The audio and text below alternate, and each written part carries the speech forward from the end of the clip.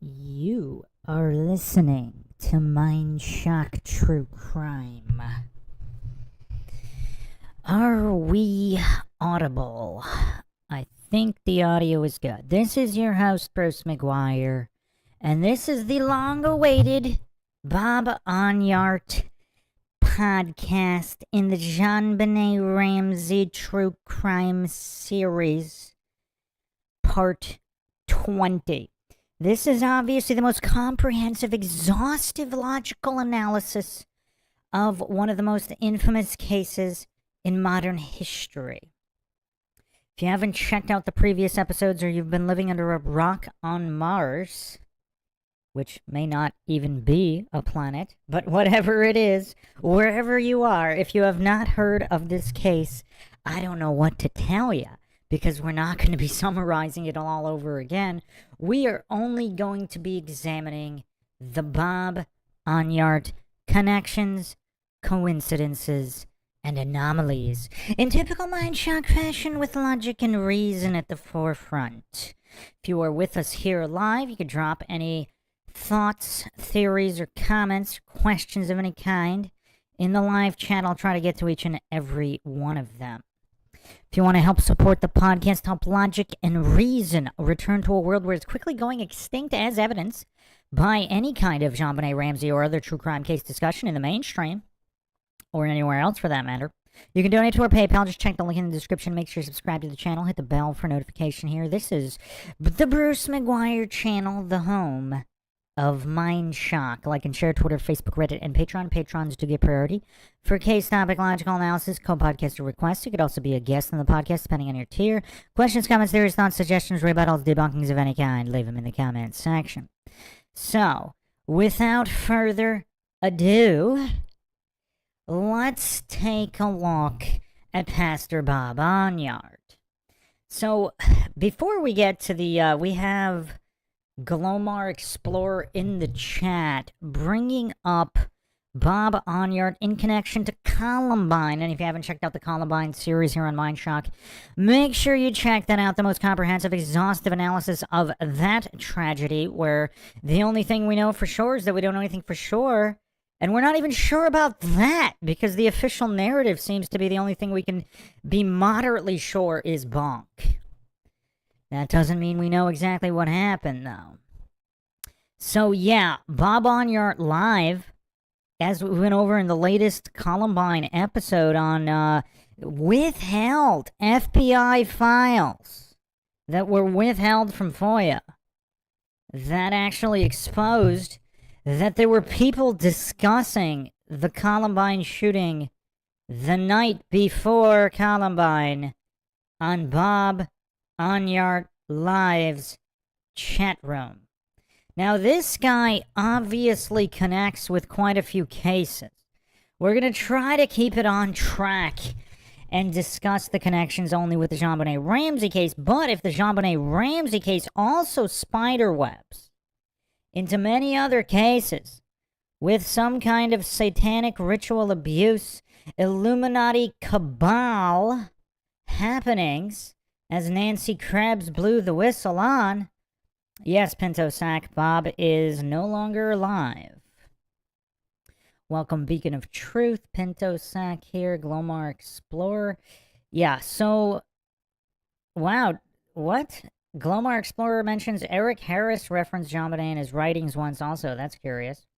Although perhaps not that curious. I mean, they are local, relatively local to the area. In Colorado, a very, very strange place.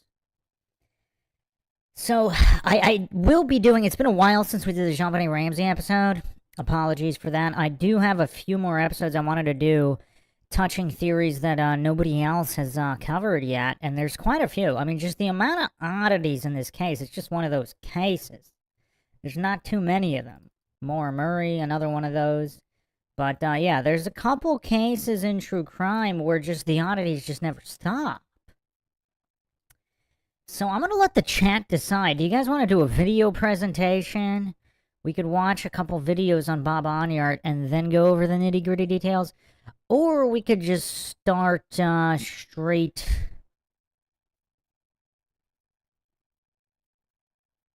from the files and websites referencing all of this information.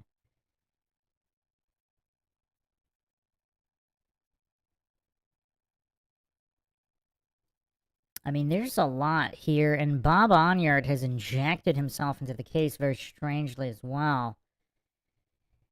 It's tough. It's tough. So what does the chat want to do? You want to start with videos? Yeah, everybody wants videos. Supersonic Devin, welcome.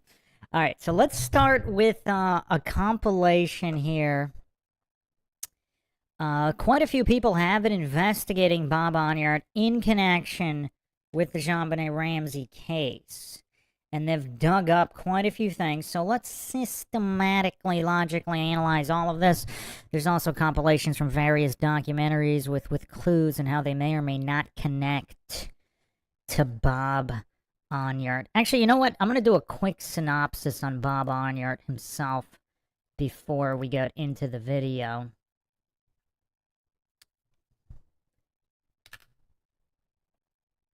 Yeah, let's just do the wiki here.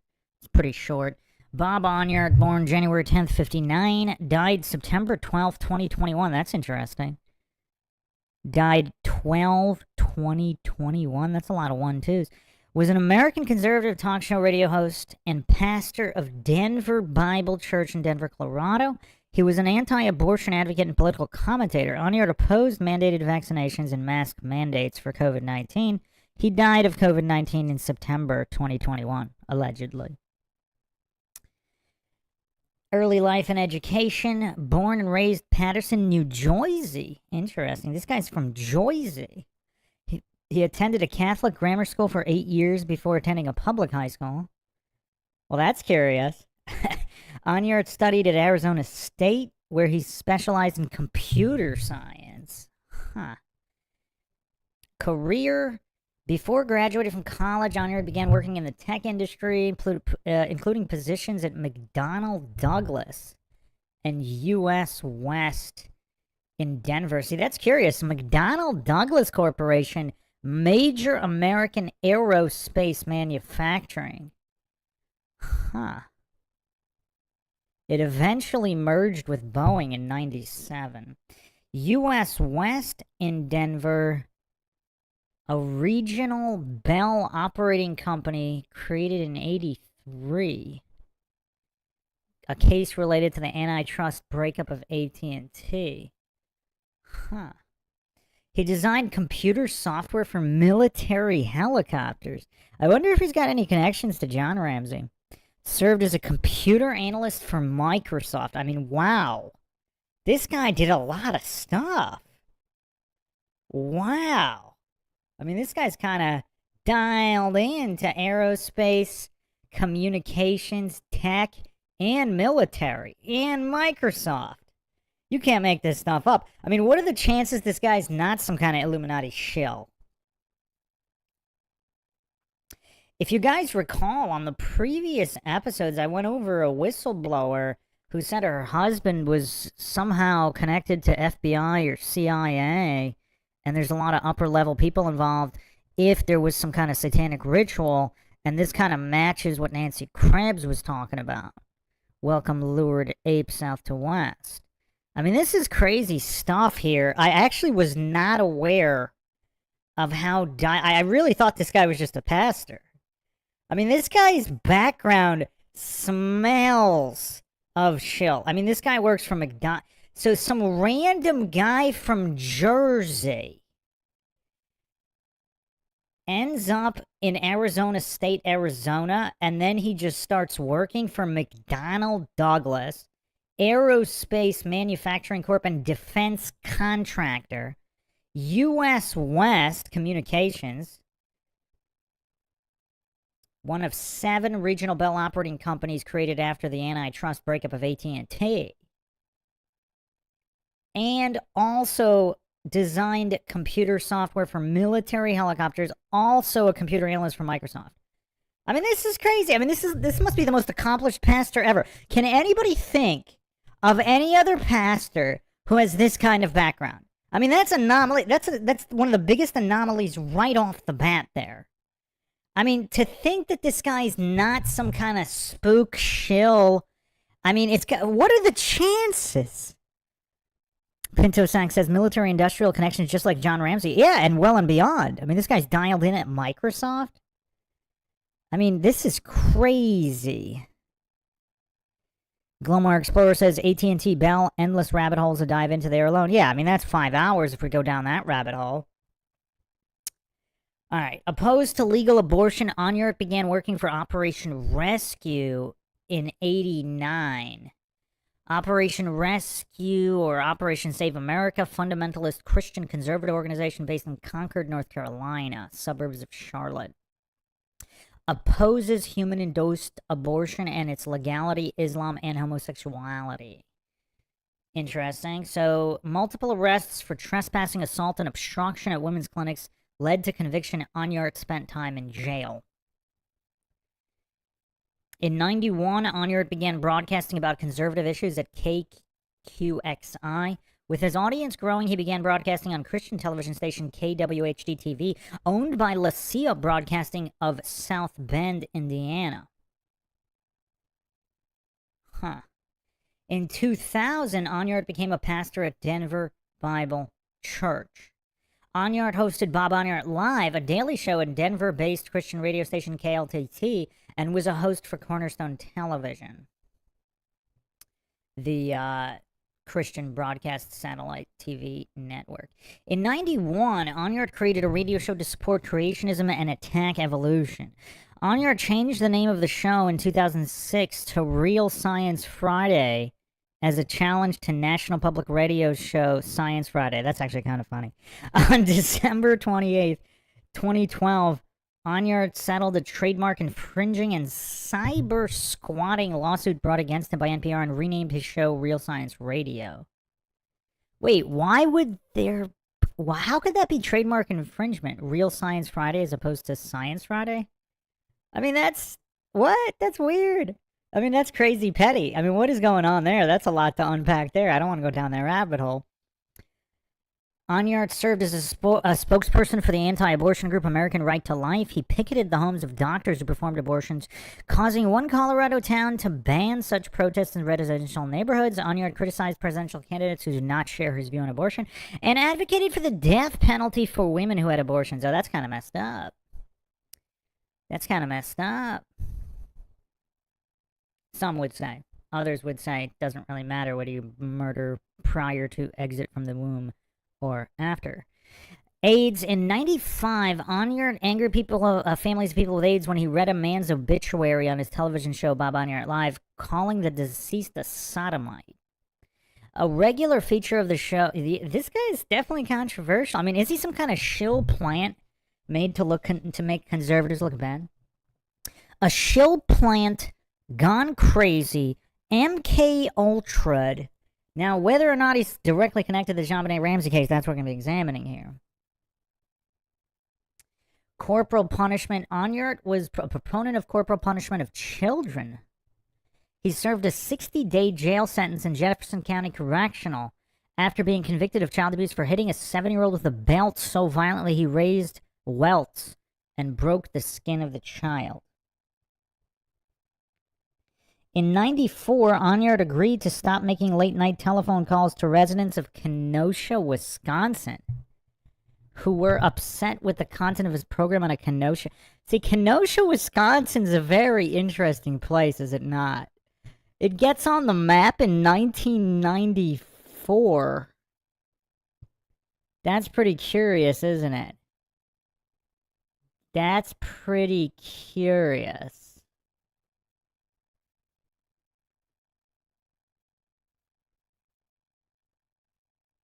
And this is, of course, where the Rittenhouse situation occurred. And a lot of people only even know of Kenosha because of that. But, I mean, Bob Enyart. So Bob Enyart has nothing better to do than to make random late-night telephone calls to the residents of Kenosha, Wisconsin. You can't make this stuff up, people. I mean, this guy's weird. Pinto Sack says he's hardcore. Glomar Explorer says provocateur. I mean, this guy's a weirdo. No matter how you slice it. I mean, is this all part of some kind of? Was he MK Ultra? Is his MK Ultra glitching? Even Alex Jones doesn't do that, does he? Does Alex Jones just randomly start calling up residents of some random town? Okay, no, get this. You can't make this stuff up in the Bob Enyart saga. So because Bob Enyart is randomly calling residents of Kenosha, the senator, Russ Feingold, a Democrat, a Wisconsin senator, calls for FCC to investigate if the talk show host had broken laws.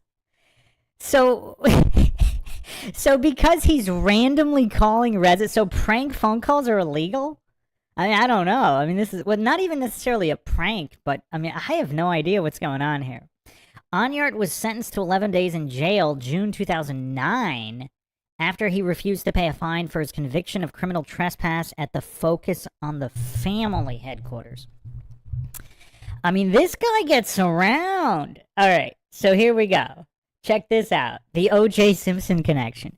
In 1999, Enyart bought about $16,000 worth of O.J. Simpson memorabilia, which he burned on the steps of the L.A. courthouse where Simpson was acquitted to protest the verdict in the Simpson murder case. I mean, this guy's kind of like a dark version of Alex Jones. Let's see if we get a close-up of Enyart's eyes.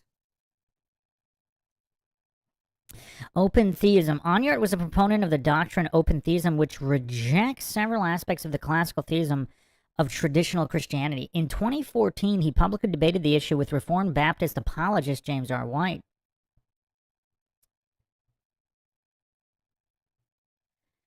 COVID-19, Enyart sued regarding...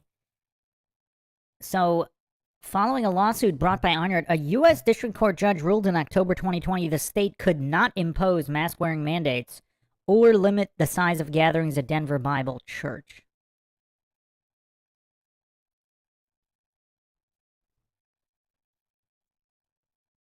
Personal life and death. Enyart married Krista Johnson in 1982. The couple has 2 children.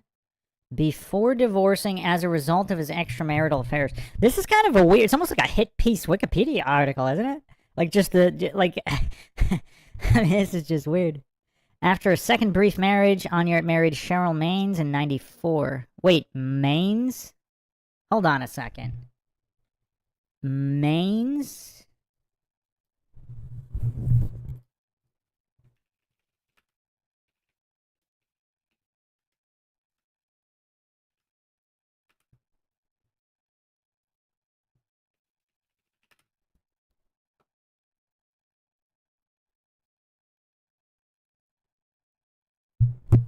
No, that's spelled differently than Mark Maines. One of Eric Harris and Dylan Klebold's friends who sold him guns. Or at least it's spelled different here. In 94, he served in 99, he served a 60-day jail sentence of hitting the 7-year-old child. All right, so that's the brief rundown on Bob Enyart.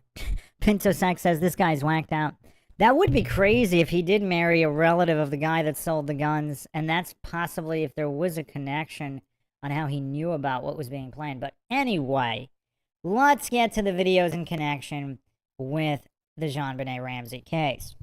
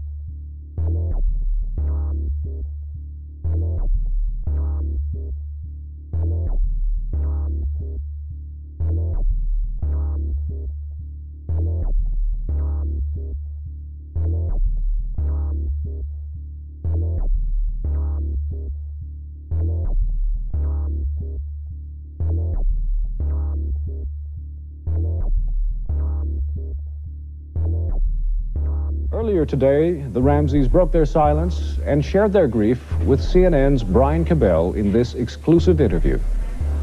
You believe it's someone outside your home? There is a killer on the loose.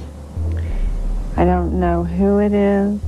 I don't know if it's a he or a she. But if I were a resident of Boulder, I would tell my friends to keep your baby close to you. There's someone out there. Boulder's Mayor Leslie Durgin rejected Patsy Ramsey's claim. People in Boulder have no need to fear that there is someone wandering the streets of Boulder, has been portrayed by some people, looking for young children to attack.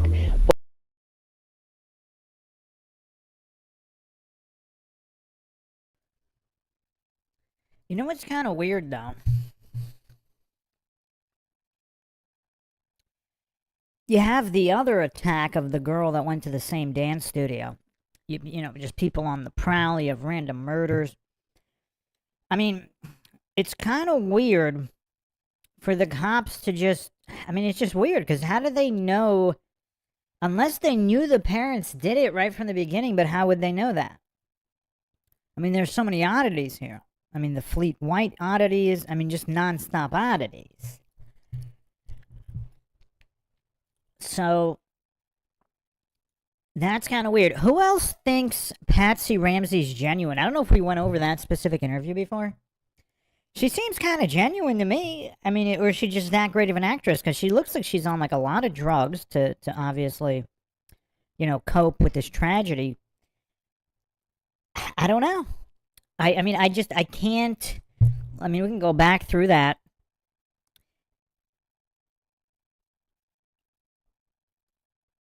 Yeah, she's obviously drugged up, but I mean, there's a lot of pain there. Is it somehow channeled or misdirected there?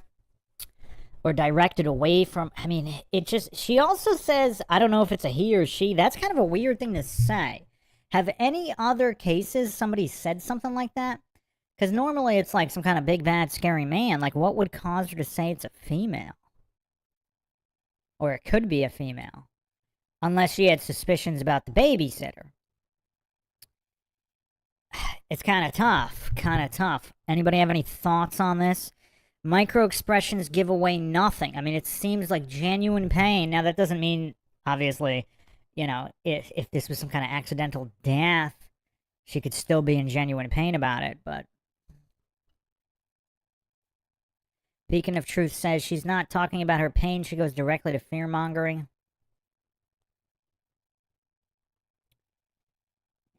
I mean, is it justified fear-mongering? Lured Ape says, this is dodgy, why even mention the options?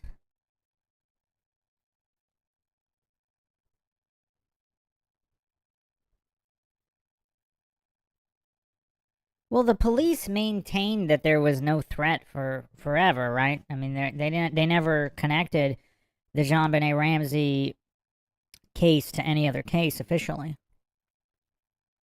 What's weird is the cops always say that early on. I mean, the investigation's still open. How would they know what's... I mean, it's just kind of weird. The cops always do that. Like, just the incompetency.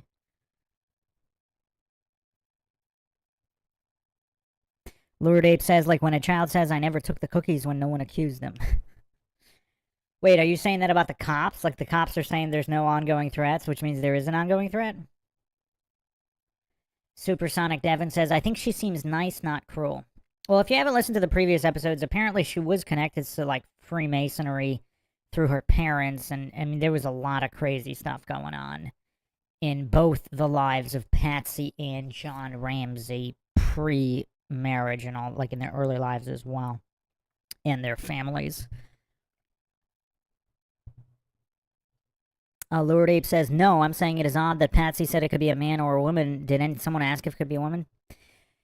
Well, regardless if someone asked or not, that is a weird... I'm not sure I've heard anybody say something like that before. Because it's usually just, especially in the 90s back then, before, like, the stats were out. I mean, I could throw the stats on the screen right now for the wokies.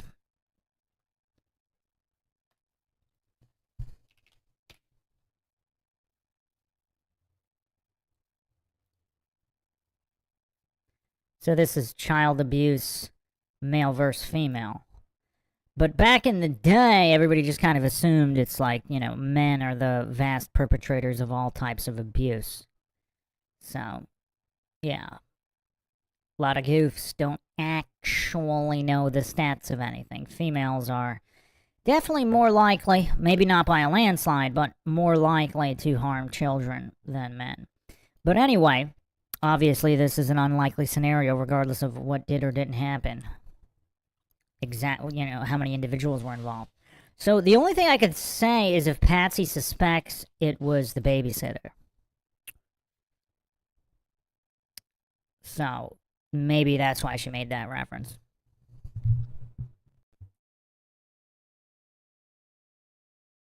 Close to you. There's someone out there. Boulder's Mayor Leslie Durgin rejected Patsy Ramsey's claim. People in Boulder have no need to fear that there is someone wandering the streets of Boulder, has been portrayed by some people, looking for young children to attack. Boulder is safe. It's always been a safe community. It continues to be a safe community. I don't know why she said that. To this day, I don't know why she said that. But boy, I think that's what touched it off. And it seemed like after that, all the dominoes started Well, for us, it falling. was so bizarre because we knew there was a killer out there.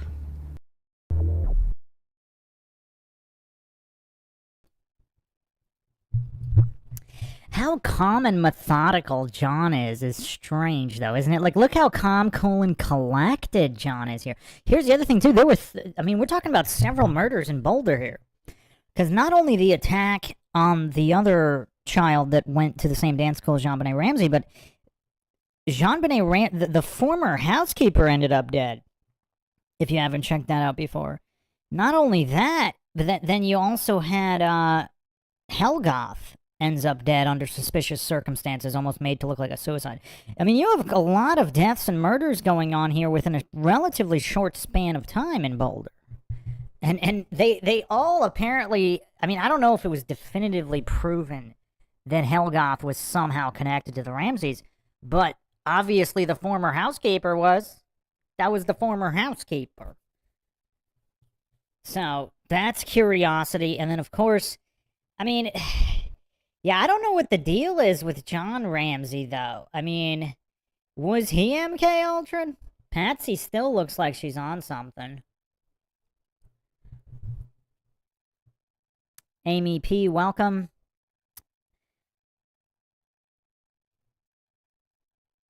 Yeah, I only have a couple thousand podcasts, Amy P. You should be able to get to them rather quickly. But yeah, sleep is important for most people.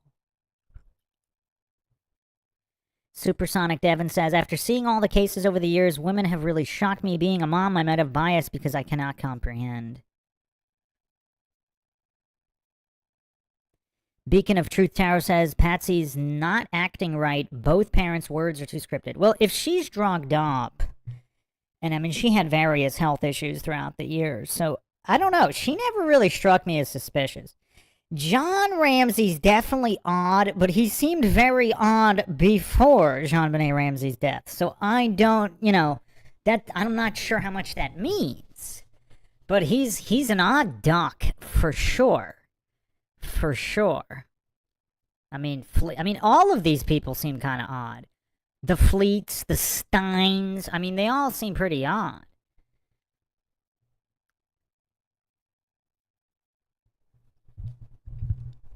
Pinto Sack says he's always calm and like a robot.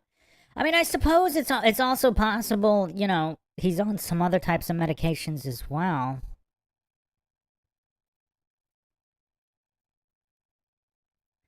Pinto Sack says, Bruce, in the first CNN interview, you can find a part where John mouths the words Patsy is speaking very suspicious. Well, their lawyers probably coached them on what to say in all the interviews, right? So, I'm not sure. Yeah, I don't know how much to read into that either. But, yeah. Let's continue here.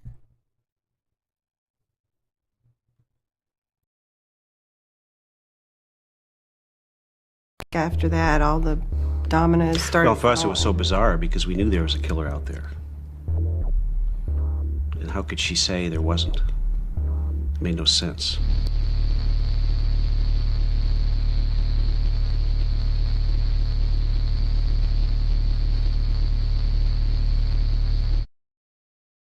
What I would recommend is that somebody contact Bob Enyart and ask him. What you can do is have your investigators simply Google his name, Bob Enyart, and you can see what we've done. We've put all of his personal information on the internet, shows up hundreds of thousands of times, and he's a public figure here in Colorado, and he's ignoring it. And so his pre-Miranda silence is more than an admission of guilt.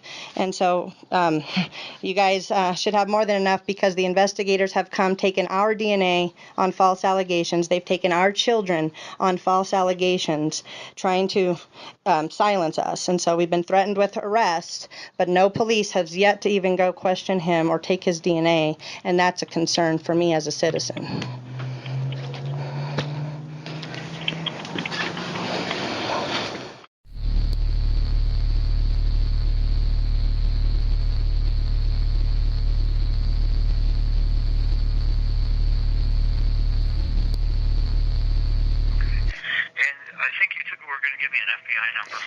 Yeah, I will do that. And the reason why this is so disturbing is because the police, like I said, and the FBI have been receiving the same information for at least 16 months. We tried to get a restraining order against him 2 years ago and were denied, and then we received death threats, and then it just began getting worse from there.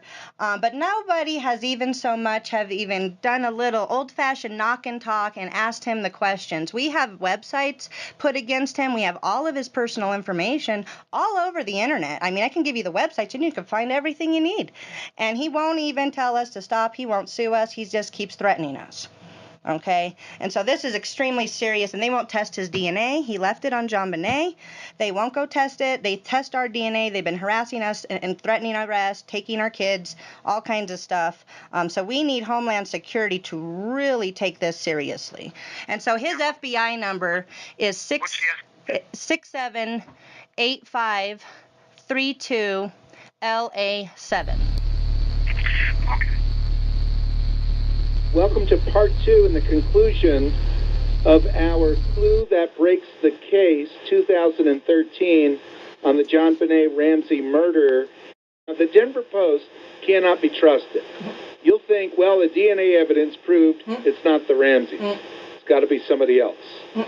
Well, the Denver Post, and like the Daily Camera in Boulder, you know, they tend to find ways to ignore or downplay outright crimes or incompetence by leading governing officials and by Colorado's elite, like the Denver mayor for using prostitutes, right? They do a good job reporting on that. Or the Jefferson County Sheriff denying the existence of the search warrant application for Eric Harris prior to Columbine. Did they do a good job exposing that? Or how about the Arapahoe County Sheriff re-addicting boys, young men, to crack cocaine in order to use them sexually? How'd they do on that case? That's what he's doing. So the Denver Post is an apologist for the Colorado elite, and so they can't be trusted.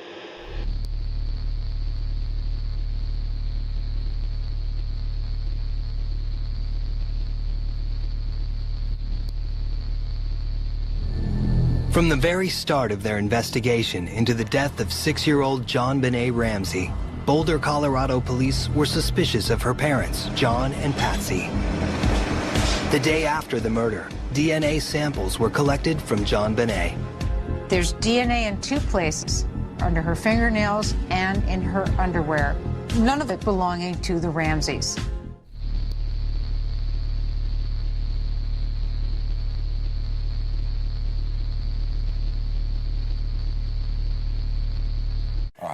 New technology helped exonerate the Ramsey family. Touch DNA analysis found the DNA of an unidentified male on Jonbenet's long johns. It matched DNA that was found earlier on her clothing. By the way, we're going through the clue that breaks the case. Jonbenet, undoubtedly being a spoiled brat, how she's being raised by her parents. So an intruder breaks in, right? There's no evidence of a break-in. It snowed that night, no footprints. Intruder breaks in and kills Jonbenet and uses duct tape and a cord, but removes that stuff but leaves the body. So like the intruder's going to try to cover up the evidence, removes the duct tape but leaves the body. As a 6-year-old beauty queen, Jonbenet Ramsey was publicly sexualized by her parents, dressed provocatively, and coached to saunter like a seductress. That's wrong. You teach your daughter to dress like that and to behave like that? So Patsy Ramsey living her life through her little girl?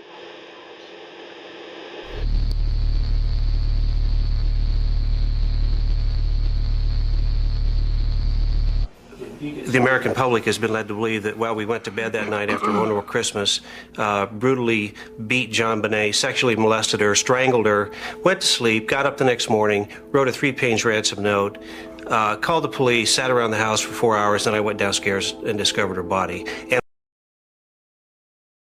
was able to act distraught. Patsy wrote a 3-page ransom note, called the police, sat around the house for 4 hours, then I went downstairs and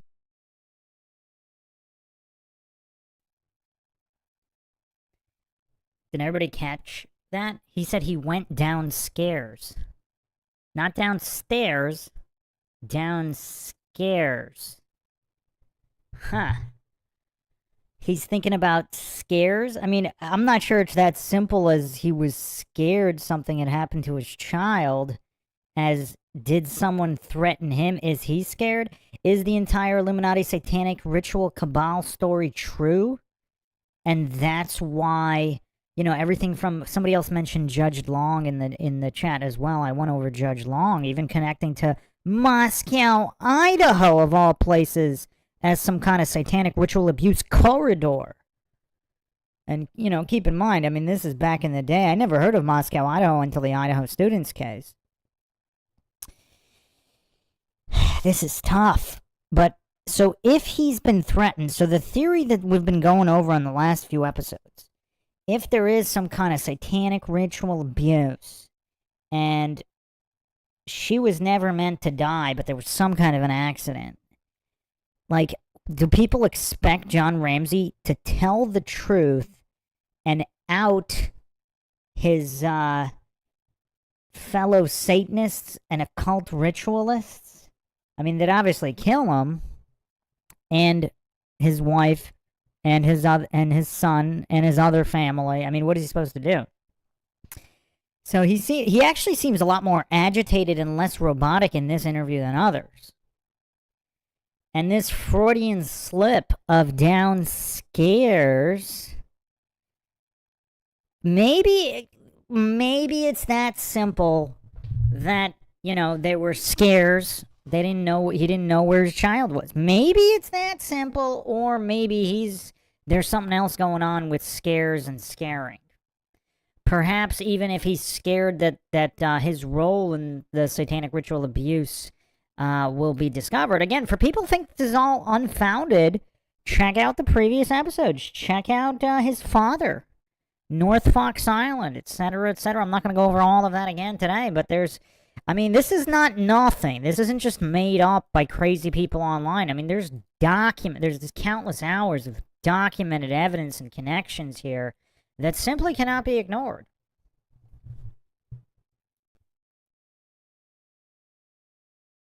discovered her body and was able to act distraught. Patsy was able to throw up that morning because of gut-wrenching anxiety. She faked it. Help me understand that.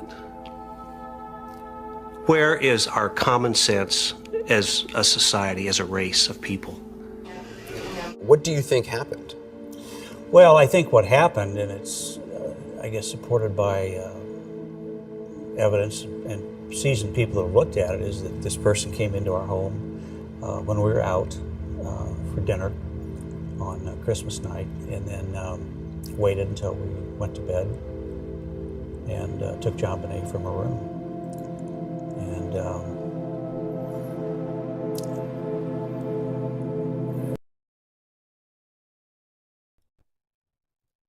did you guys also catch how he looked down?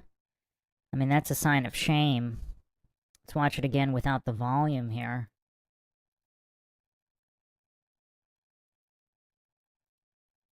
I mean, that's kind of a random place to just suddenly look down. He's not looked down any other time during the rest of that. It was just a sudden look down. Like, what is he ashamed of? What, some kind of satanic ritual abuse party?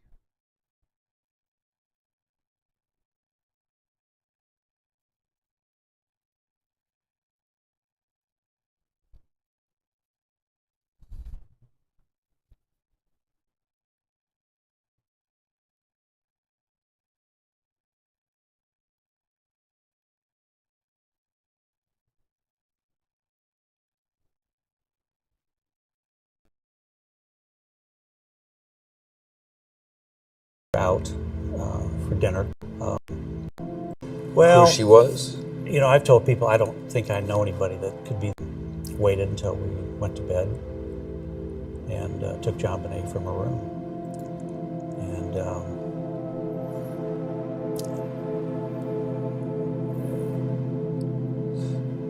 do you think this person knew well, who she was? You know, I've told people I don't think I know anybody that could be this evil. But we were it was a small town. We had a rather large company in that town. We'd gotten publicity from time to time, which probably raised our visibility. John Douglas, who's a very well-known crime profiler, said he believes it's someone that was either angry at me or jealous of me. And well, I can't imagine I've made anybody angry at me. You know, there's a book author, an FBI criminal profiler, John Douglas. He wrote the book Mindhunter, which reads in part like the Jonbenet case in the use of duct tape, ligatures, and similar phrases in the ransom note. And John Douglas's book was found by the detectives in the Ramseys' bedroom.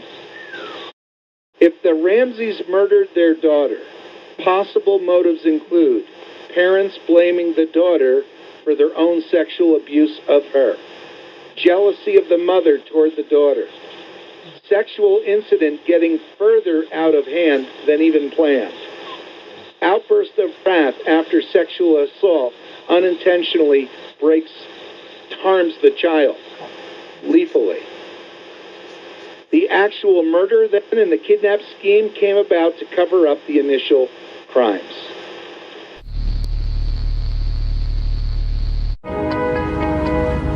If I told you right now that we have trace evidence that appears to link you to the death of Jonbenet, what would you tell me?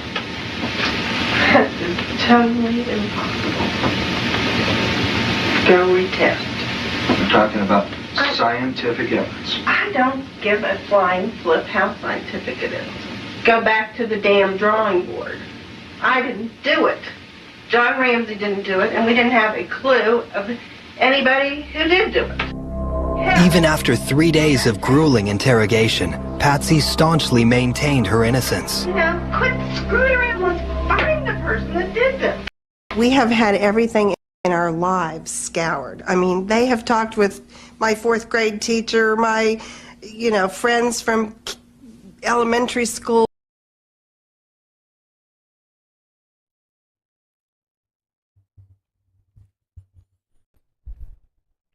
The other thing that's kind of interesting, I mean, look at all the people that corrupt cops, like all the innocent people that corrupt cops break. And occasionally they might get a real guilty person as well. Okay. I don't know. I mean, it's kind of tough. I'll throw another teaser here. I'm still working on my deception software. It's AI software that can supposedly tell whether or not someone's being deceptive or not based on micro expressions. And yeah, it's a bit glitchy, but I will be unveiling that soon, because then we could just overlay it over any video of anybody speaking and see what it can give us in terms of percentages. So yeah, I was hoping to already have it done by now, but as with everything always takes forever. All right, so yeah, but right off the bat here, I mean, it's kind of, I know some people think that Patsy did it, but a woman who's this ill, she's been physically ill on and off for a while. I mean, she's on drugs. Like, nobody thinks she would have slipped up more than she had. I mean, John Ramsey's slipping up more than her. I mean, I just don't know. I think if I had to guess, I mean, obviously the motto on Mindshock is the only thing we know for sure is that we don't know anything for sure. If I had to guess, I would guess if she were truly guilty, she would have slipped up. I mean, there's just too much media time. There's too much drugs. There's too many hours of interview. I mean, there would have had to be some kind of slips.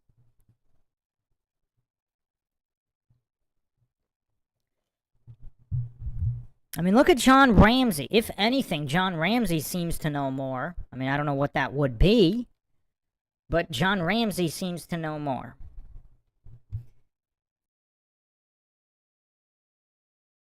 You know, there is no history of any kind of activity like this. We did not, you know, it's ridiculous. It's just ridiculous.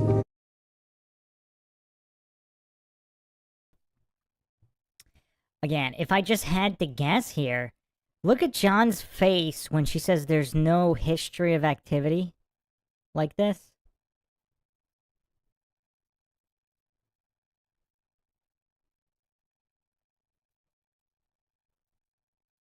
Again, he's like glancing down.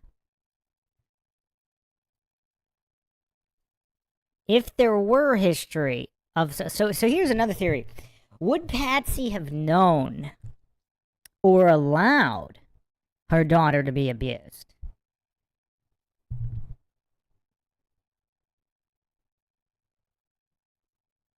I mean, look at John Ramsey here. I mean, he looks more guilty than Patsy when she's talking about there not being a history of any kind of abuse. Again, I'm not saying he is. But just looks-wise.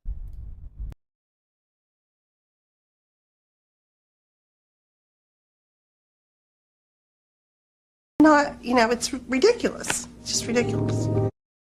These are family members, but what they say is supported by Boulder Social Services. After the murder, they videotaped a long interview with Jonbenet's 9-year-old brother, Burke. The police watched from behind a two-way mirror. Social Services later reported there was no indication of either physical or sexual abuse. The police declined to take part in this program, but even their inquiry supports the family. Many months of investigation into possible sexual abuse, according to one law enforcement official, had yielded zero. Frigging zero. It means the case constructed by the media against the Ramseys is baseless. There are other suspects for the murder who the police have been slow to pursue. It is perfectly possible the killer was hiding in the house when the Ramseys returned and may have been there for some time. But the clue that breaks the case is the phrase, "I advise you to be rested."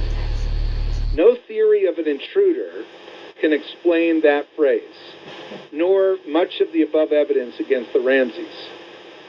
But that key phrase explains the evidence, both the damning and the exculpatory evidence both.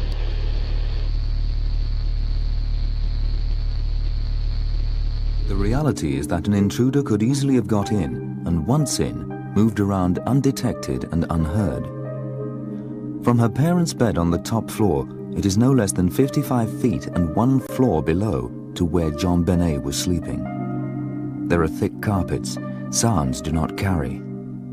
And there is no hidden room. A carpeted spiral staircase a few feet from her room leads to the kitchen. From the kitchen, it is only a few steps to the door to the basement stairs. At the bottom of these stairs, at the end of a short corridor, is the room where her body was found.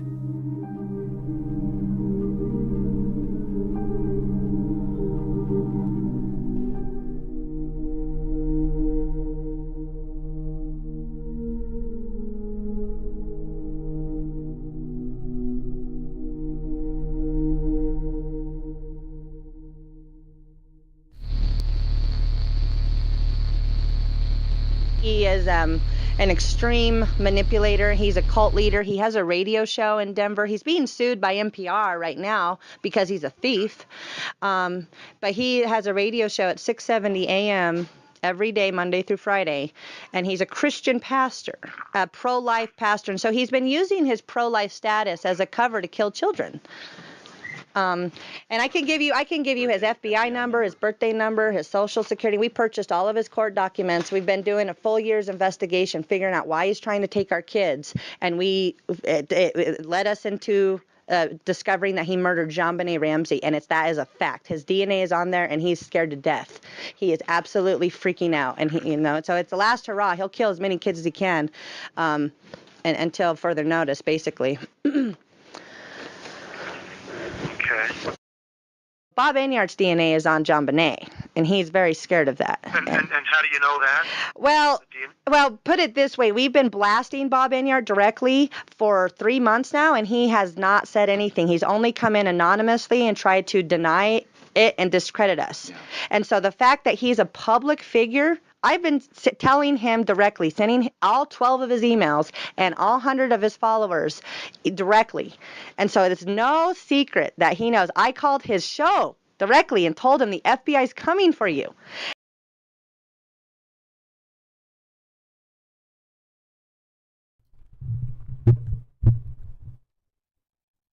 So, I mean, that's an interesting strategy, but she didn't answer the question. So they suspect that it's his DNA, and their strategy is, if it's not, he's going to sue them for defamation. And the fact that, and he's not suing, so that means it's his DNA. Like, that's a weird strategy. I mean, I'm not saying it might not work, but I mean, that's a weird strategy, right? Because, I mean, they're making a definitive positive claim.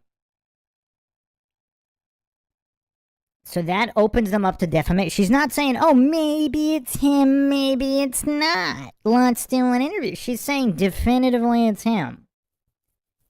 So she's basically begging to be sued for defamation. And like libel, slander, defamation, she's begging to be sued. And the fact that he's not responding or suing, that's her only evidence that it's his DNA?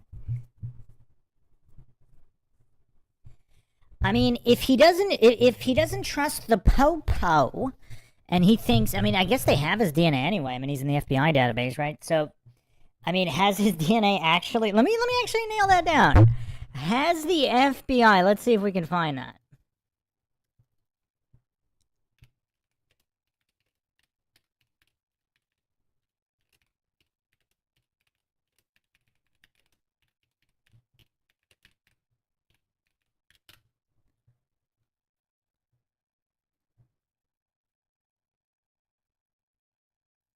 So, okay, apparently there's no definitive source that his DNA has been tested.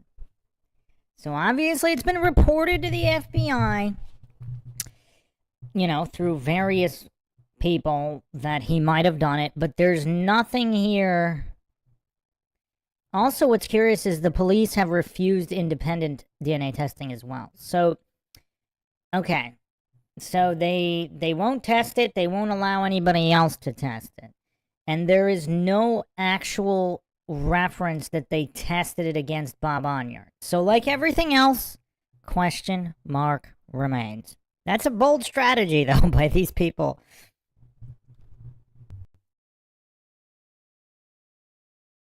And he hung up on me. Okay, so he knows. He knows. He's scared. He's scared. Go talk to him. Here's the thing. Go talk to him. I could be lying, but go talk to him. Yeah. I mean, if I'm lying, go find out from him, because he wrote all about Jonbenet on his ShadowGov website. His ShadowGov is the small foreign faction spoken of. He wrote all about it in great detail, how John Ramsey and Patsy Ramsey did it. And now he's saying Burke did it, the 9-year-old at the time. And so he's going into great detail on how John Ramsey went and got the DNA from an adult bookstore or striptease club back there in 1996, and how that DNA is impossible from an intruder's perspective. It has to be from some striptease club that John went out and gathered in the middle of the night and put tissue under her fingernails too. I mean, read it. It's on shadowgov.com. You can read his account of what happened to the Ramseys. Okay. Didn't get his or any of theirs? Yeah, and the thing about it is we've been telling the cops, Westminster, and everything about them, and they went out and took 700 DNA swabs, people in the cell phone towers and people falsely accused like me.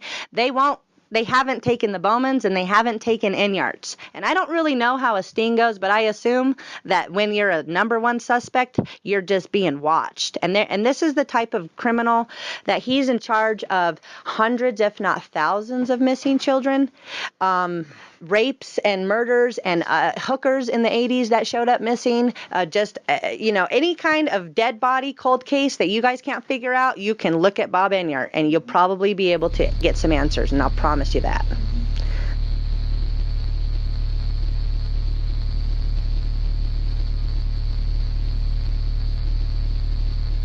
That phrase, "I advise you to be arrested," shouts that the parents murdered their daughter, and then worked to throw the police off the trail. On that Christmas night, after Patsy put her son to bed, John began to sexually abuse his daughter.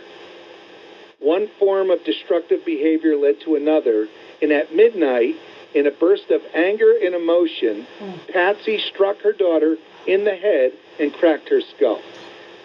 They realized the severity of the wound and that Jonbenet was near dead. Neither wanted to be caught, so they began to conceal their crimes. First, they strangled Jonbenet, which both gets rid of her and makes what would have been an accidental death appear to be deliberate.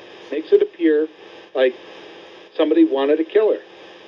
Then they planned to dispose of any damning evidence, but realized that without evidence pointing to someone else, they would be the only suspects. So if they were to survive, the resourceful Ramseys would have to rework the crime scene to point to an intruder. So they decide to write a ransom note, and what an absurd ransom note it is. Wow.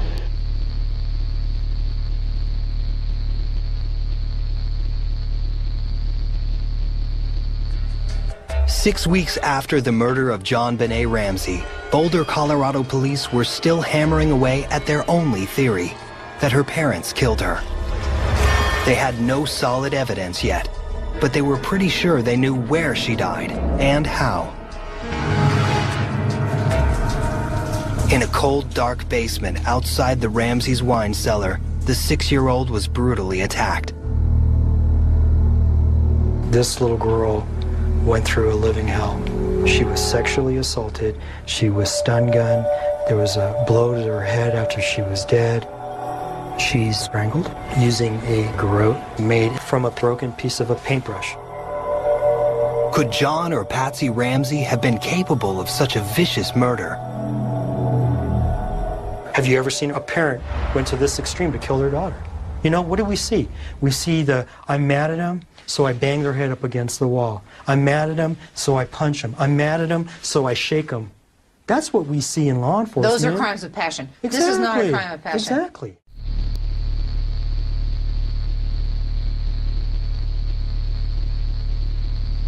So with that pretext, they went to work. John found a pair of unused shoes somewhere in the garage and made a footprint next to the body. He then took those shoes, the oversized underwear, the other damning evidence with him, like the duct tape, and he left the house around 1:30 in the morning. He went out to find a public restroom, at a gas station, a diner, wherever. Somewhere along his journey, he dropped the damning evidence in the trash. At the restroom, he used the underwear that Patsy had recently purchased to pick up a pubic hair, one pubic hair from a public toilet. He picked up one. How'd you know that? And he rubbed a stain onto the underpants. Later, Mr. Ramsey returned to the house, planted the lone pubic hair on the blanket, put the stained underwear on her body, and broke the basement window, even though there's no evidence of anybody coming in from outside.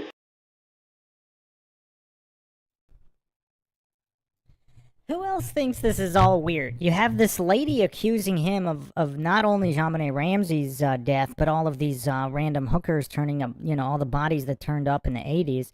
Then you have Bob Enyart here somehow stating all of this as fact, as what John Ramsey did to cover all this up. I mean, they both kind of sound like loons. Because they're not theorizing, they're stating all of this as some definitive fact. Like, based on what? Like, what is the basis for any of this? I mean, this is pretty wild.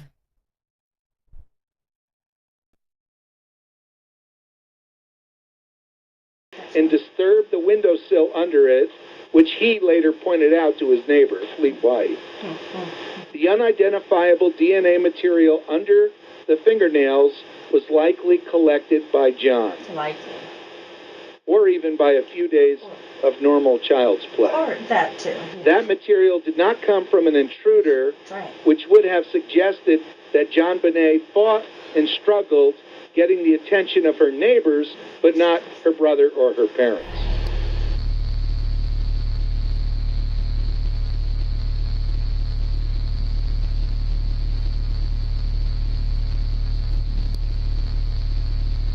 To clear their name and find their daughter's killer, John and Patsy Ramsey hired their own investigative task force.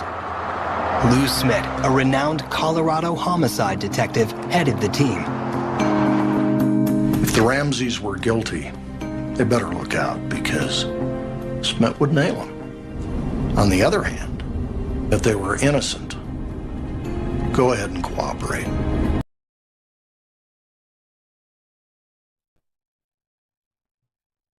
Yeah, a lot of people have differing opinions on Lou Smith. I went over him extensively in the first few episodes. I think it's possible he was honestly and genuinely doing his job, but I think there's so much going on behind the scenes, possibly even with the police department, that it was just kind of made impossible for him to actually get to the bottom of anything.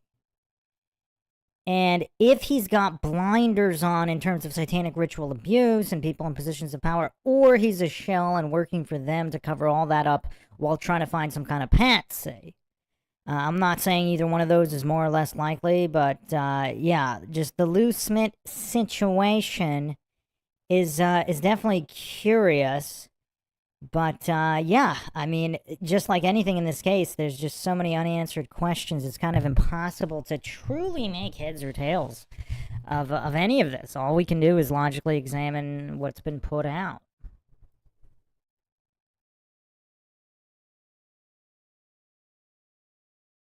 Smith pored over reams of evidence he believed police had ignored.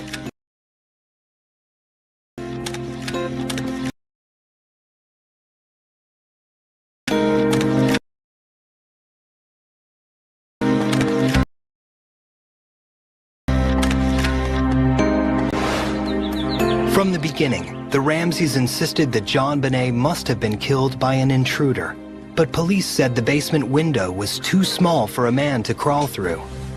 So Lou Smith did something surprisingly simple. He tried it himself. It really wasn't that difficult coming in that window. And often, yeah.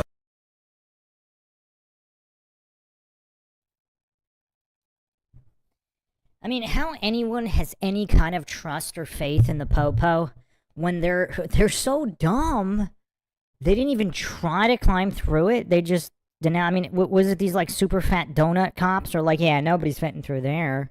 I mean, they didn't have a single non-overweight donut cop to just try, or they could have just asked somebody else. I mean, they didn't have anybody on the department who wasn't overweight to just easily slide through there like Lou Smith did. I mean, really? Really? I mean, this is like, I mean, is this just a humiliation ritual for the Boulder Police Department as well? I mean, what is going on here?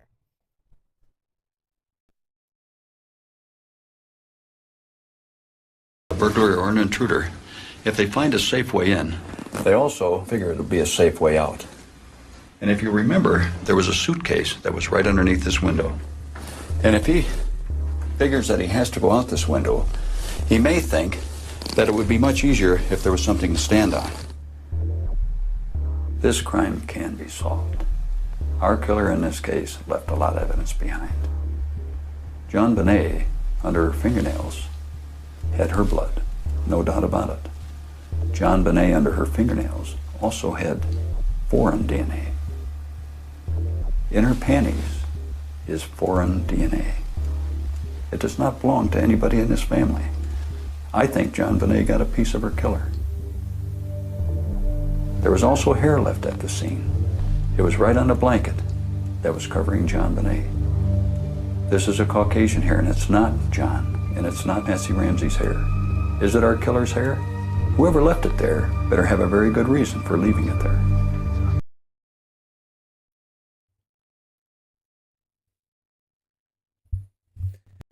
I also don't really know how they know that that hair isn't from the blanket that was wherever previously.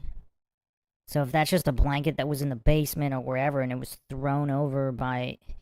I mean, it's... Yeah, it's kind of hard to definitively state that that was from that exact time. But, yeah. Pinto Sack says Steve Thomas wasn't a fatty. I don't know if he was skinny enough. I mean, he wasn't super skinny either, though, was he?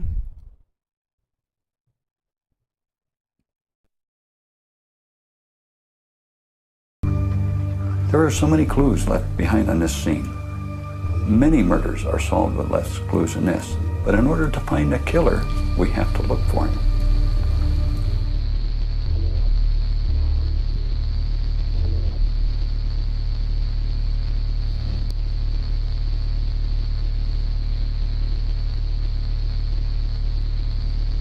I don't even know if you guys are doing anything to protect us, frankly. We don't know who is doing what, if anything's being done at all, because Enyart is running rampant on the internet, doing his old shenanigans, and he's, you know, for all we know, he's plotting our murder.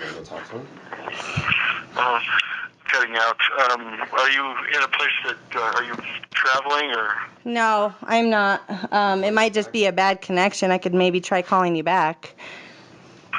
No, this seems better. Okay. And I know this is stuff we've talked about before, but in 2011, Enyart made a claim to Northland Police about you and your husband, right? And some sort of child neglect allegations, correct? Not exactly. He what he did is he basically organized a church-wide conspiracy and made multiple false reports against us, saying we were going to murder our children. He would have framed us for murdering our kids if he could have gotten away with it.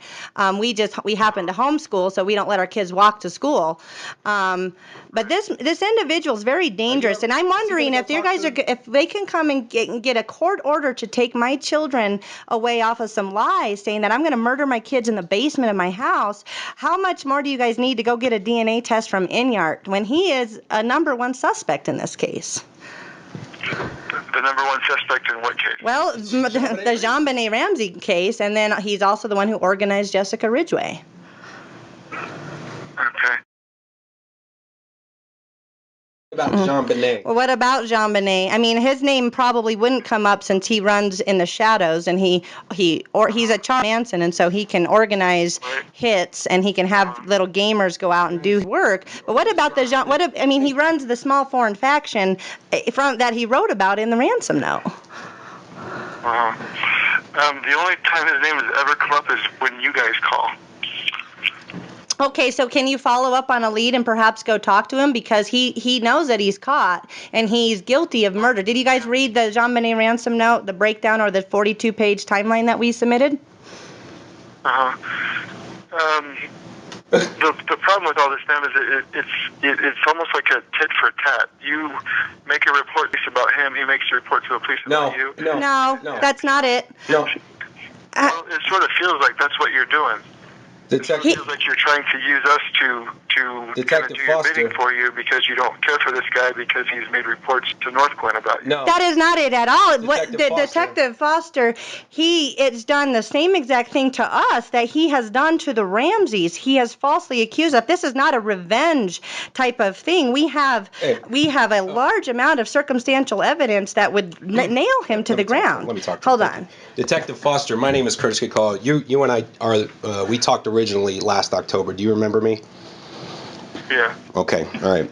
I know you can't tell us much about it, but what you just said, tit for tat, was quite insulting. Did you get the 42-page timeline from me that I sent? So. Okay. I believe so. Has anybody reviewed that? Have you reviewed it? I have not. No. You haven't reviewed it? No. But I know that it's gone to my bosses. I have not spoken to them about it, so I don't know if Okay. they have or You're not. calling back today. Is it because your bosses told you to call us back? Yeah, I got a message to give you guys a call. Okay. All right. So you don't know what's going on with this case, correct? Go ahead and enlighten me. Well, no. I'm asking you. It's just a question. I'm not going to talk to you about that open case. So if you have something you want me to know, this is your opportunity to tell me. Mm-hmm. But I'm not going to talk to you about what's going on with the case. So why would you say it's tit for tat? We've been talking to the police, including you, for since at least October about this. Every conversation that begins is, you're accusing him of a murder that's been cleared by somebody who's not him. Every conversation starts with, "This is what he did to us." What are you talking about? This is only the second time we've had a conversation with you. That's it. Well, and then I'll put it this way: different piece conversations start the same way, and that's really how it seems. Well, I mean, if there's something, sir, if there's something you have for me and you want me to know, this is an opportunity to tell me. Okay, are you just back and forth with you about motivation or anything like that? So, is there something you would like me to know? Is there something I would like you to know? Yeah, I'd like you to know that Bob Enyart should be a suspect in that murder, Jonbenet, and that you should probably take it seriously. Yeah, take it very seriously. It's not a tit for tat, sir. It's not. Okay. We. Well, do you understand that when you present it the way that you guys presented, that's really how it sounds?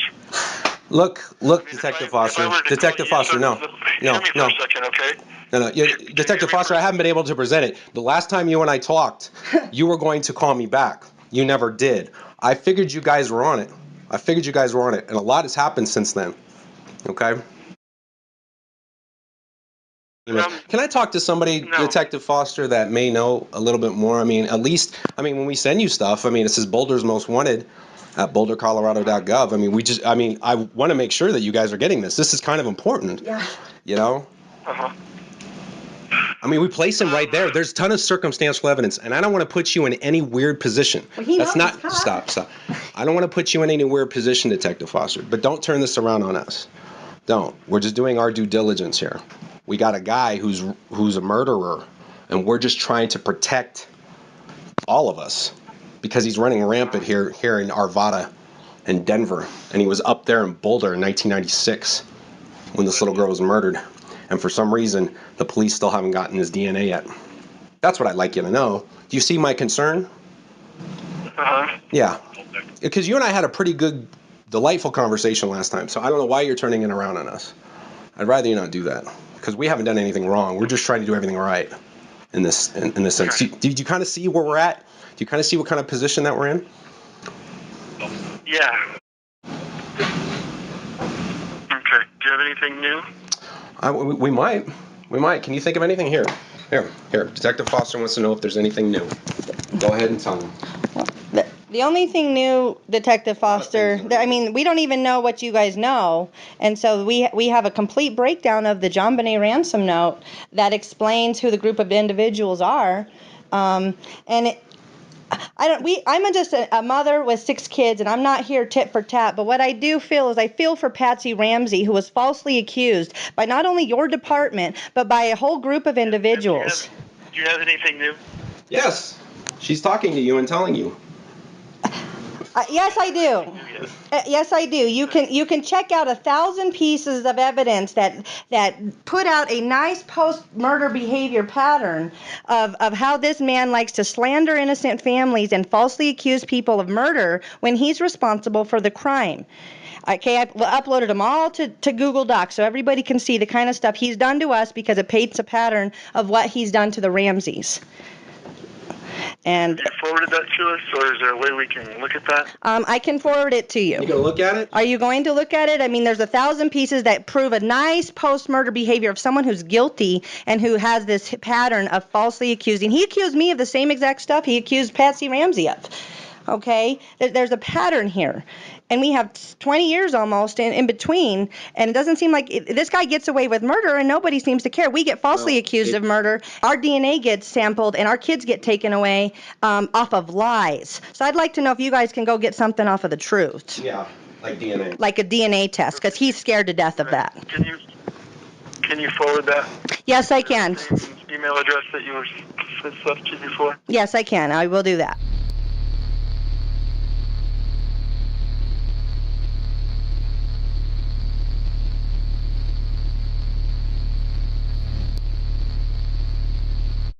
Denver District Attorney Mary Keenan took over the case a while ago, and you believe as a result of her input that both John and Patsy Ramsey were exonerated. Some legal experts don't necessarily agree. What causes you to say that they have been exonerated? Well, I don't think there's any doubt about it, Katie. Mary Keenan issued in April of 2003 a public statement in which she agreed with a federal judge ruling in Atlanta that stated that the weight of the evidence in this case established that an intruder murdered Jonbenet. For a district attorney to issue that statement, a district attorney who is familiar with all of the evidence in the case, I think that is a very clear statement that this investigation has moved beyond John and Patsy Ramsey, and Mary Keenan is focusing on the intruder evidence to try to find the killer of this child.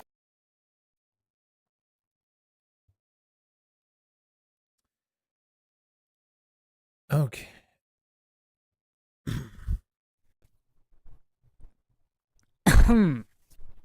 Okay, so what does everybody make of these? What does everybody make of these two people? Beacon of Truth Tarot says they have determined his guilt based on nothing. Well, I don't know. Maybe they have something. They just didn't present it. It super sounds like they're trying to frame the guy. Okay, maybe, but you know what's kind of weird, though? Why didn't he sue them? I mean, it looked like they went after him hard, unless he did. I just can't find a record of it.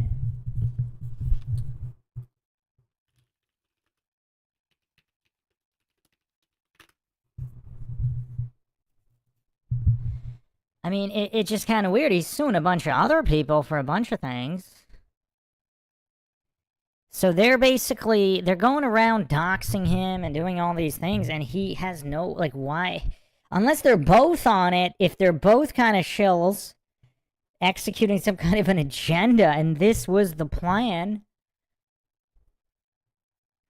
I mean, it's very weird. Like, this whole thing is very weird. Does he have an alibi, though? Did he ever state it? So it seems like he never actually addressed any of this officially. I mean, it would be kind of curious. I mean, what was he doing in those hours? And can it be verified? If it can, case closed. I mean, you would think that, I mean, did the cops not look into him at all? I mean, I'm sure people called in with all sorts of things, so maybe they didn't. Maybe they never even questioned him or verified his alibi. From everything I see here, there's no, they never officially tested his DNA.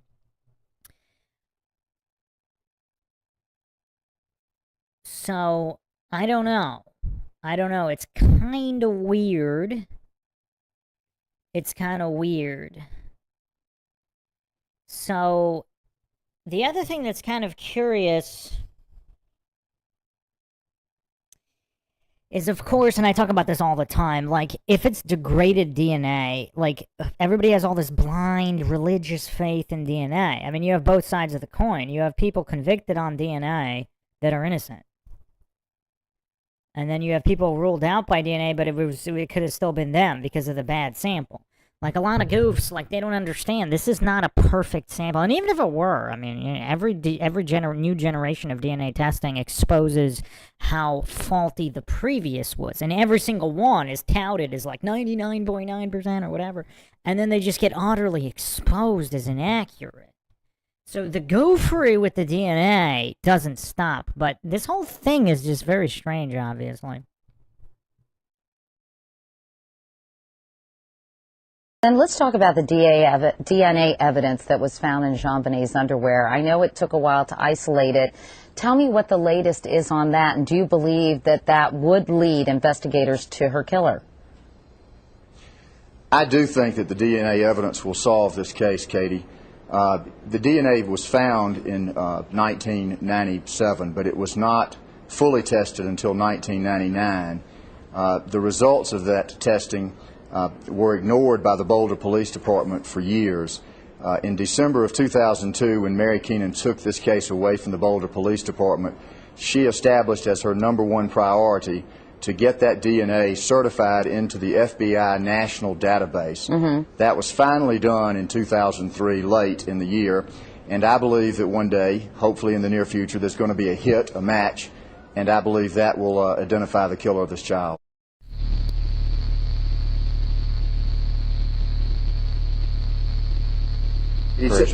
Tell those folks that think that John and Patsy were involved to take a look at the evidence, and they'll learn that they're wrong. All right, Lynn Wood and John Ramsey. Gentlemen, thanks so much. We do not have sufficient evidence to warrant the filing of charges against anyone who has been investigated at this time.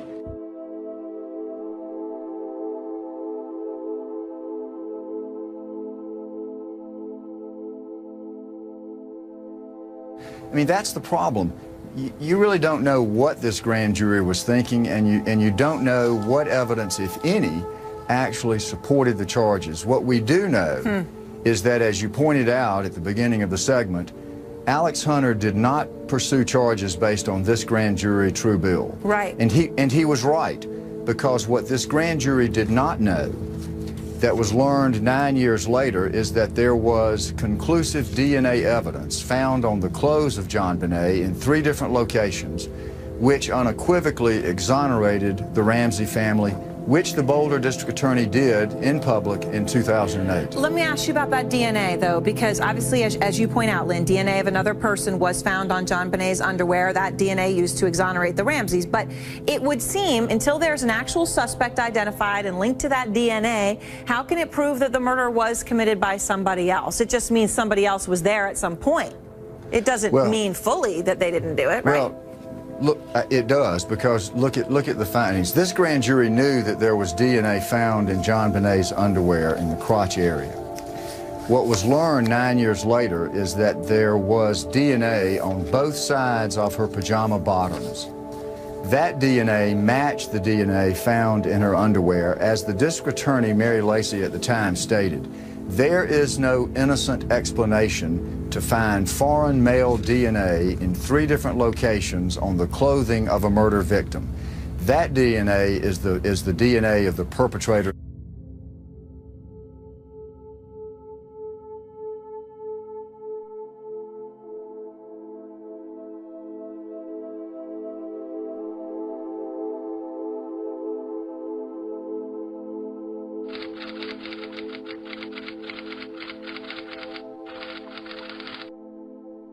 In the Jonbenet Ramsey case, what we used is what's called touch DNA. Historically, most of the DNA samples that are taken from stains or fluid, semen, saliva, hair. Touch DNA is taken from a spot that you can't see. There's no stain, there's no visible liquid, and basically it's not that it's a new method of science, it's a new method of collection. And what we did in the Jonbenet case was we took the long johns that she was wearing and concluded that the perpetrator had held it at certain spots, and we scraped those particular spots on her long johns with a sharp instrument, and were able to get enough cells to get a DNA profile of a male unknown because he's not in any database.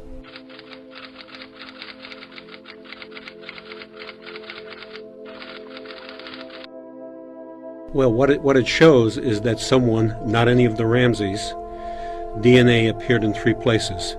In a blood stain on Jonbenet's panties that was taken in 1997, and then this most recent in 2 other spots, the same male profile was found on the long johns where we believe the perpetrator pulled them down from Jonbenet's body.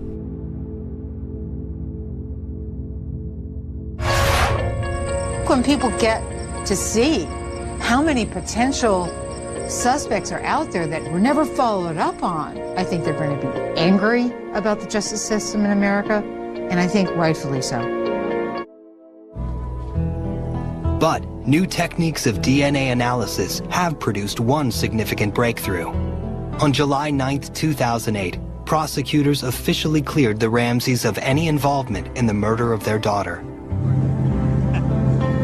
Patsy never lived to see the Ramsey name cleared.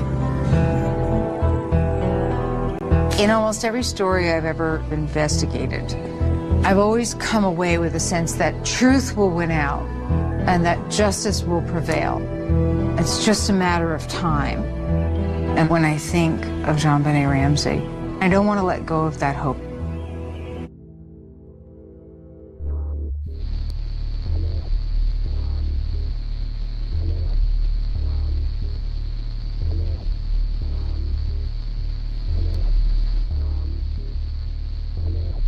But the Denver Post will tell you that the DNA showed that it did not belong to anyone in the Ramsey family. It's true. Mm-hmm. So that is reasonable doubt that anybody in that house killed that little girl. And that's simply false. It reminds me of the Denver Post somehow not being able to concentrate on the current Denver mayor having been a John of prostitutes. That's you, dude. How is it that they can't quite concentrate on that long enough to make it a significant story? That's you. Or the Jefferson County sheriff, denying the existence of the ignored search warrant application for Eric Harris's home prior to Columbine, and the sheriff lies and says there never was such a thing, and then lo and behold, it's released to the public. What, 2 years later? And the Denver Post never quite finding it in their heart to make these points stand because they cover up for the elite. You're tuned to AM 670, KLTT, Commerce City, Denver, KLTT HD, and streaming worldwide at 670kltt.com. A friend of mine told me several years ago, I said, we've been praying that God would reveal the killer for so long, and I wonder why he hasn't done that. And my friend said, well, maybe he knows you're not ready to know that yet. And that made sense. That resonated with you? Yeah, it did. Yeah. And do you still think you're not ready? No, I'm ready now. Yeah, no, it's that. Yeah, I mean, I obviously would like to know, what did we do wrong? What caused this person to focus on our family?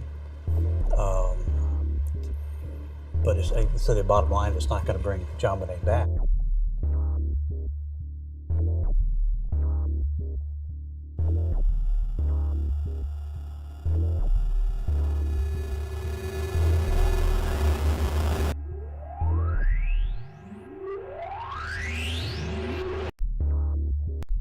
That's the clue that breaks the case.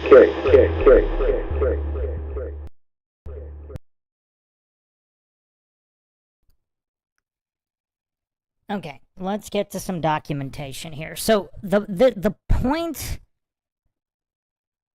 So the main point here, what some people find curious. So we're gonna go through this. What some people find curious about this guy is he only came out with the theory about the John Ramsey going out to some public toilet and planting hairs and stuff. That was only after he was named as a suspect. So, if let's just go through, let's just do a mental exercise here. If he's guilty, and I'm not claiming he is, would he use his platform to try to plant theories on how a supposedly innocent person's hair could be found at the crime scene? I mean, I don't know. That seems kind of dumb. Because let's say it was tested and it came out to be his, and it'd be public information that he was the one that pushed that theory. I mean, it's just kind of weird. Okay. Let's go directly to their website for a lot of these,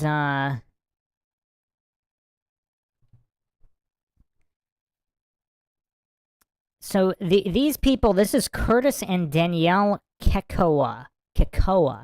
These are the people making the allegations against Bob Enyart.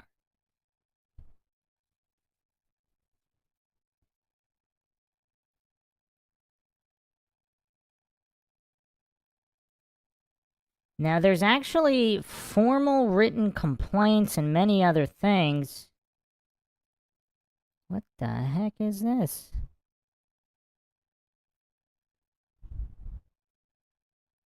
So Curtis and Danielle Kekoa are former members of the Denver Bible Church. Now, the Denver Bible Church itself did come under FBI investigation in 2015. So here's where it gets crazy, people. You're not gonna... Okay, so for the people saying that the Kekoas are just Karens. Okay, so November 24th, 2015... Danielle Kekoa warned the FBI to expect a violent event because Enyart had been exposed. 3 days later, the Planned Parenthood in Colorado Springs was attacked by gunman Robert Louis Deere.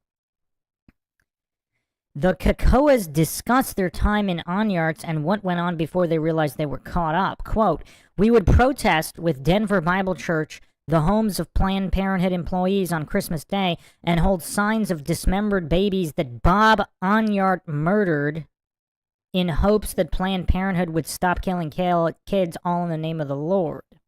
Okay, so again, they're not stating here how they knew that Bob Enyart was the one who supposedly murdered these babies.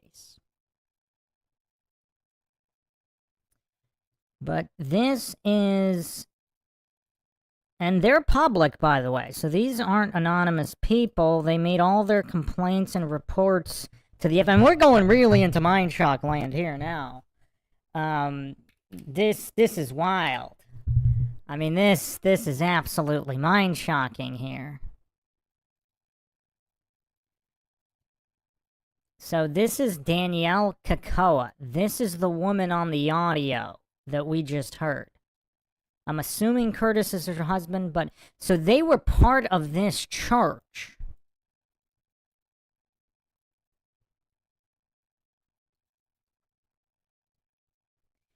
And so they're stating that somehow they know that Enyart murdered babies or whatever.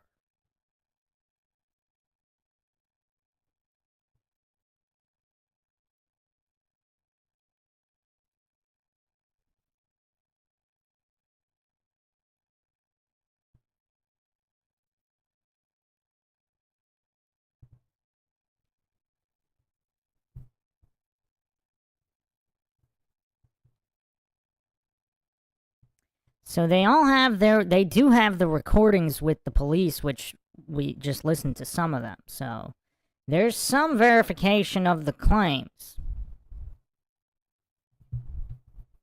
So they were part of Enyart's group for 10 years. They eventually began to realize there was something very wrong with Enyart and other members of the cult. If you lived in Colorado, we'd have you over for shrimp cocktail, ham dinner, coffee, and dessert and discuss our next moves, Curtis Kakoa said. The Kakoas say Enyart is a serial killer, cloaking his true identity through Christian anti-abortion pro-life activism and pretending that all he cares about is babies, which the Kakoas say is a front for a serial killer. The Kakoas say they began to realize how the radical and fanatical practice of completely dedicating every waking moment of one's life to protesting abortion and murder with violent imagery of dead babies is abnormal, even if you are pro-life.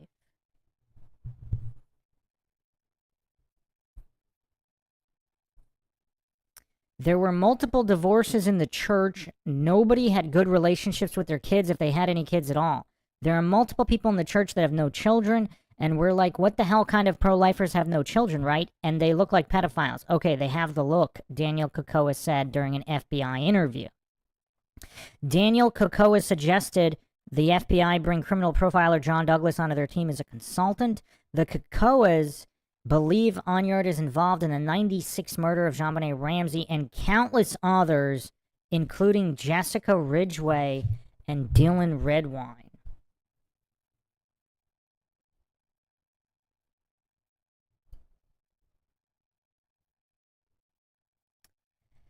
Okay, so are they just crazies, or did they go crazy because of being in Enyart's group? And even if they're crazy, does that mean what they're saying is not true?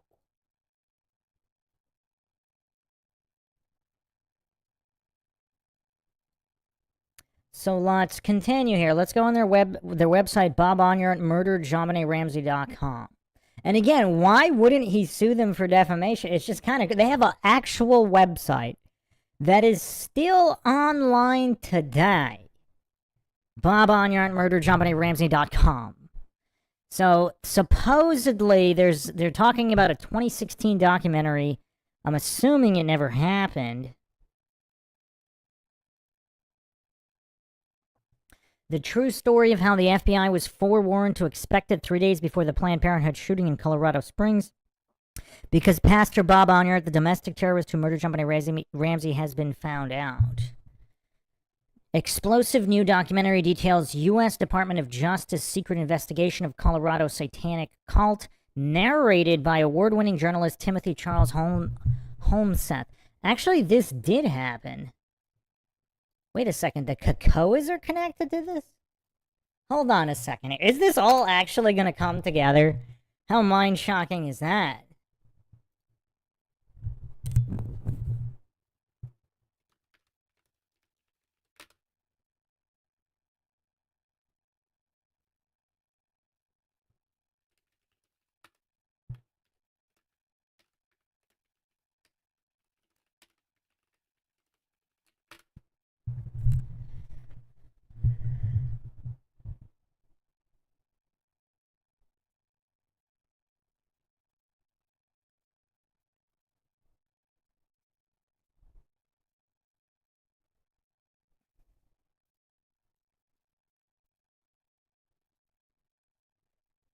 Just give me a second here.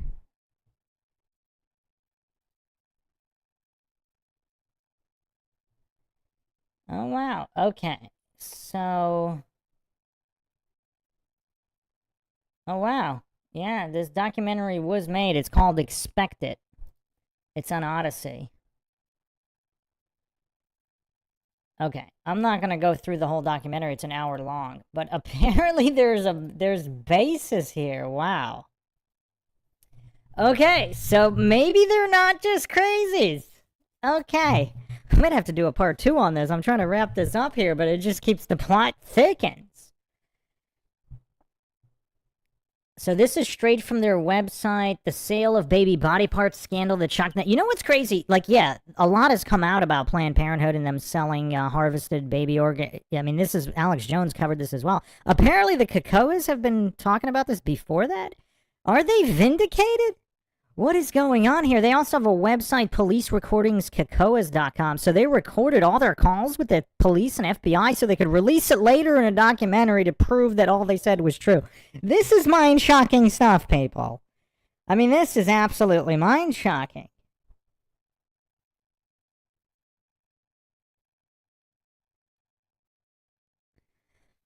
So the FBI knows more, far more. Now for the first time, the world will see the Department of Justice has been investigating.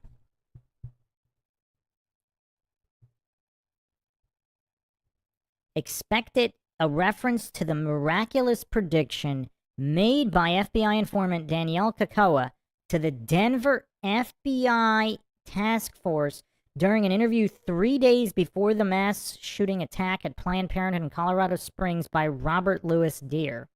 Showcases, in two simple words, the depth of knowledge held by producers about Denver Bible Church and Reverend Bob Enyart. The epic documentary features exclusive recorded FBI interviews between Danielle Kakoa, who, along with her husband and 6 children, Curtis Kakoa, defected from the Colorado church, which the Kakoas describe as a satanic cult. In the documentary, Years in the Planning provides a seamless stream of jaw-dropping facts that are certain to shock and disturb viewers.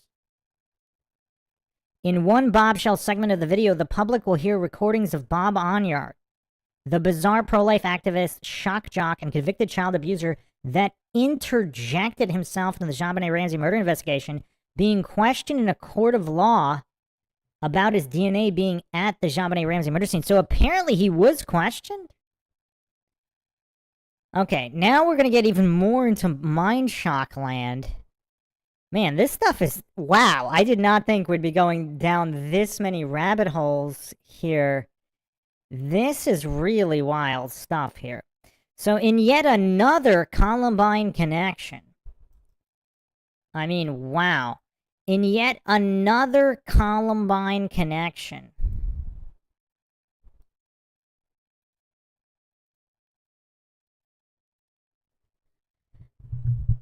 Recordings of Columbine massacre parent Brian Raubauer feature the former U.S. vice president candidate discussing his former pastor, Reverend Bob Enyart, who he describes as an evil guy and the most dishonest and deceptive man, obsessed with getting people to worship him.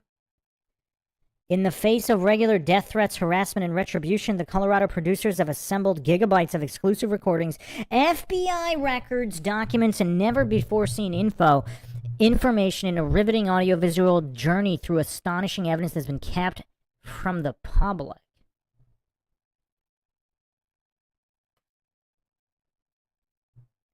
Oh, wow. It's actually uploaded on YouTube as well. It's called Expect It.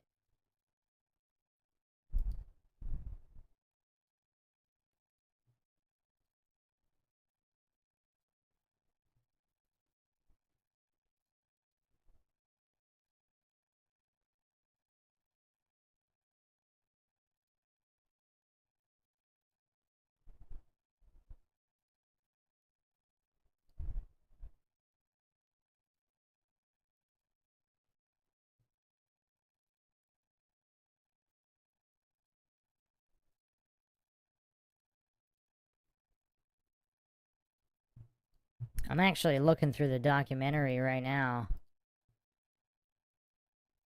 Wow, there's actually a lot here. We're gonna have to do a part 2 on this, but let me just finish up these claims.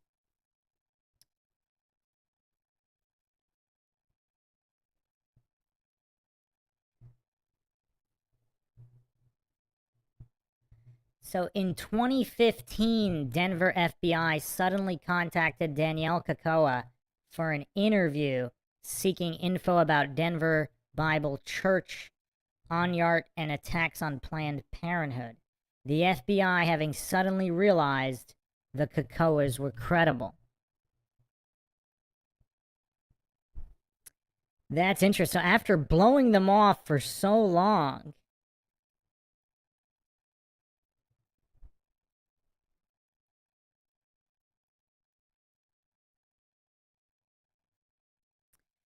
all right, let's do another. I'm going to go through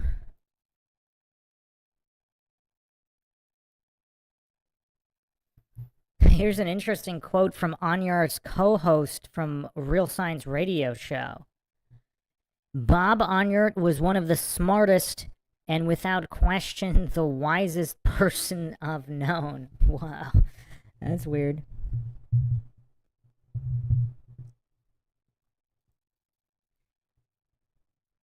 Okay. So apparently the Kakoas have quite a lot of information and reason to believe that now, even if they're wrong about Jonbenet Ramsey, it seems like they've been right about a bunch of stuff regarding Enyart and plans and all this stuff.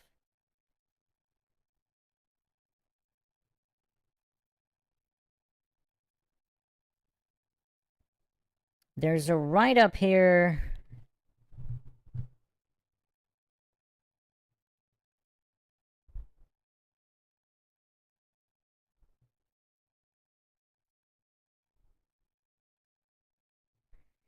Now, here's another curiosity on Bob Enyart. E-N-Y-A-R-T. Art. There's a lot of art connections in the Jonbenet Ramsey case, including the paintbrush, etc. That's kind of weird. Also, in Enyart's manifesto, he talks about victory a lot. Again, could be nothing.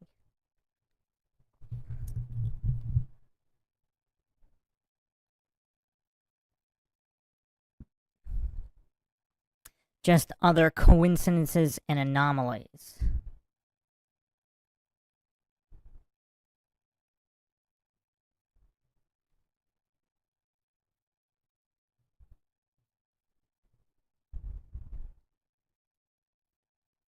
Some people believe the foreign faction is the Shadow Gov website and Enyart was trying to overthrow the government, etc., all this crazy stuff. So here's an interesting comment here on the Bob Enyart Murder Jonbenet Ramsey website here.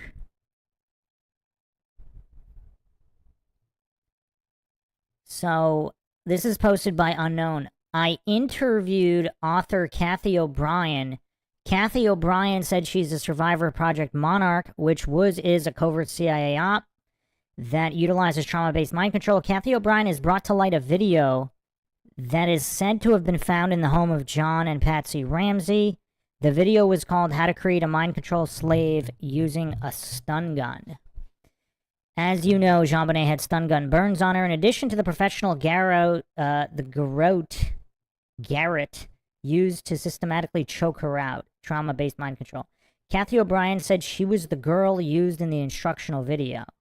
The video is said to have been seized on grounds of national security. Kathy asked the most poignant question: how can the murder of a 6-year-old girl in her own home fall under national security? The Kakoas continued to demand Bob Enyart's DNA be tested and compared to the DNA of an unidentified male found at the Ramsey murder scene. For some reason, law enforcement in Colorado goes house to house gathering DNA from everyone when a child is kidnapped and murdered, Jessica Ridgway, but they skip past Bob Enyart. They don't collect his. Interesting. I'm inclined to pose 2 questions. One, has Robert Adolph Enyart, and I still don't see, I haven't been able to verify that his middle name actually is Adolph, but it is being repeated in many places that it is Adolph, has ever been a contract employee of the CIA, which based on his employment history is possible. 2, has Robert Adolph Enyart ever participated in Project Monarch? So definitely a lot of questions here.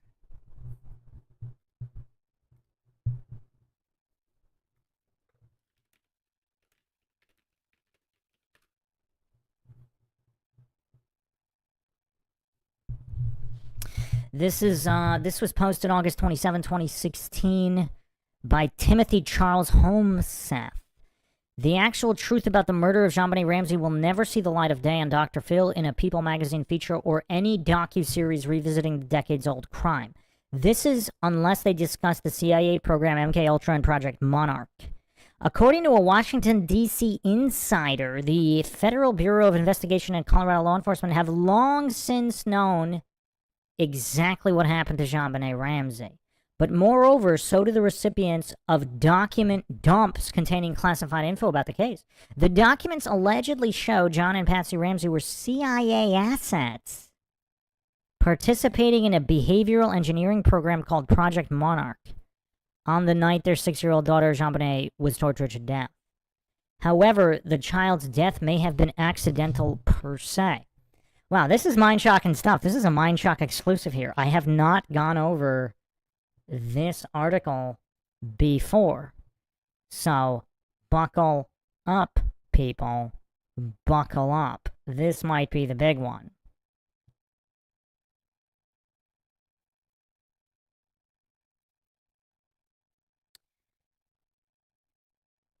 The Ramseys allowed their daughter to be accidentally killed during a trauma-based mind control session being visited upon the child by a CIA controller who was in the Ramsey home December 25th, 96. Such torture sessions are done to fragment the mind into segments much like a computer program is programmed. In typical cases, a child between the ages of 2 and 4 who is subjected to severe abuse will disassociate and create new personalities to escape into. Each case of abuse can create more personalities known as alters. Each of these personalities can then be programmed using mind control techniques. The well-known movie The Manchurian Candidate provides a good idea how the mind control works. The name that keeps coming up as the CIA controller is a man named Robert Adolph Enyart. According to The Insider, the U.S. intelligence community is imploding under the weight of email scandals, international hacking, and federal investigations as the era of WikiLeaks and Edward Snowden dominates news cycles and are unveiling truths never meant to be known beyond an elite cabal. One day, the Jonbenet secrets and documents will just pop up on the web with no warning. The Insider told right into action. And it makes sense. In 98, a 12-person grand jury convened to look into the Jonbenet's unsolved death. The grand jury subsequently prepared a true bill that probable cause existed that the Ramseys engaged in child abuse resulting in death, but the prosecutor, Alex Hunter, subsequently refused to move ahead with the case. However, the death of Jonbenet by an unindicted third party during a trauma-based mind control session can be imagined through a close reading of the criminal counts that were drafted against the Ramseys. John Ramsey permitted the acts of child abuse that killed Jonbenet Ramsey. Quote, this is from the criminal court, the documents here. The John and Patsy Ramsey indictment.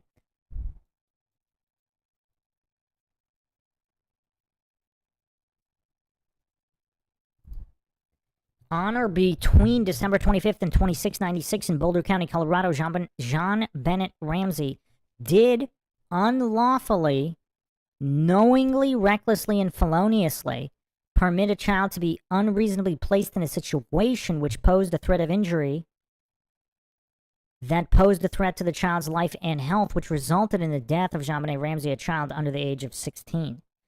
John Ramsey then covered up for that person that committed the acts of abuse. Quote, on or between December 25th and 2696 in Boulder County, Colorado, Jonbenet Ramsey did unlawfully, knowingly, and feloniously render assistance to a person with intent to hinder, delay, or prevent the discovery, detention, apprehension, prosecution, conviction, and punishment of such a person for commission of a crime, knowing the person being assisted has committed and was suspected of the crime in the murder in the first degree and child abuse resulting in death, end quote. The same counts are then repeated against Patricia Pow Ramsey. The charges appear to point to a third party being involved. According to Monarch, okay, so I already referenced the Kathy O'Brien. Okay.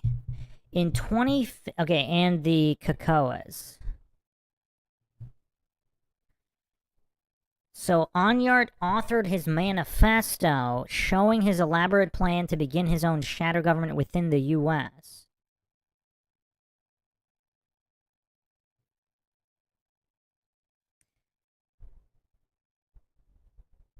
Supposedly, Enyart once even suggested during a live radio program that he possesses video of John Ramsey killing his daughter. Now, the author received death threats after publishing this article, so that's curious.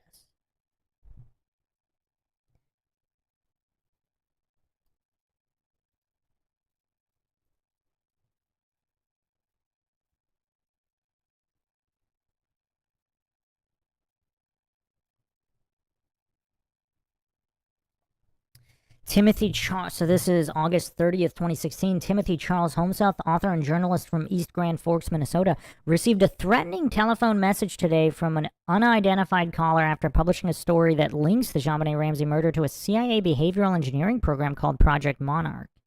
The caller, using a voice changer, warned Homesouth to remove the photo of Jonbenet that shows how the child appeared when found dead in 96.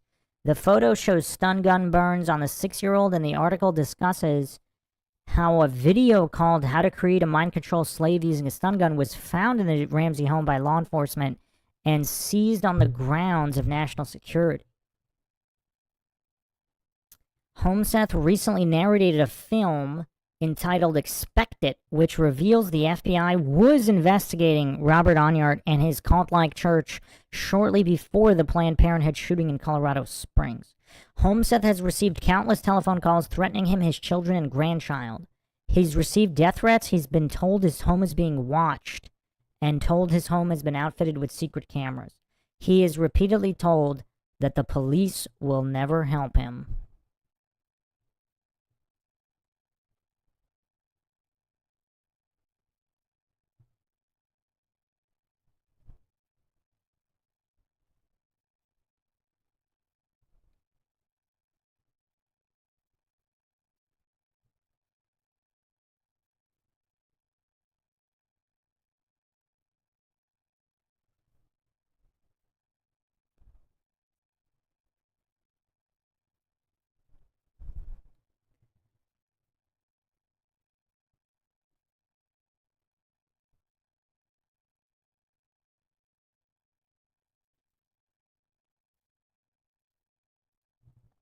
Is everybody still with us here? I mean, this might be the most mind-shocking episode to date.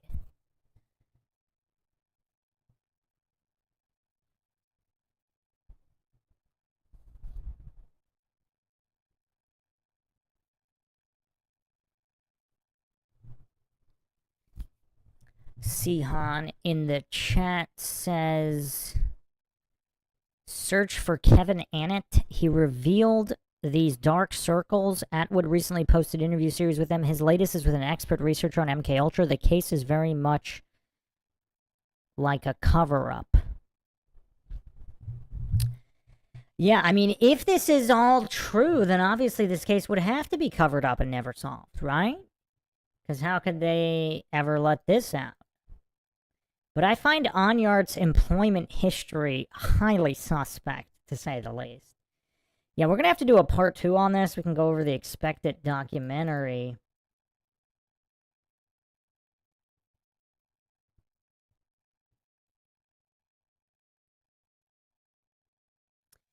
I do have to go over one more article here. So this was posted February 15th, 1999, KGNU Boulder. This is a transcript of a public affair.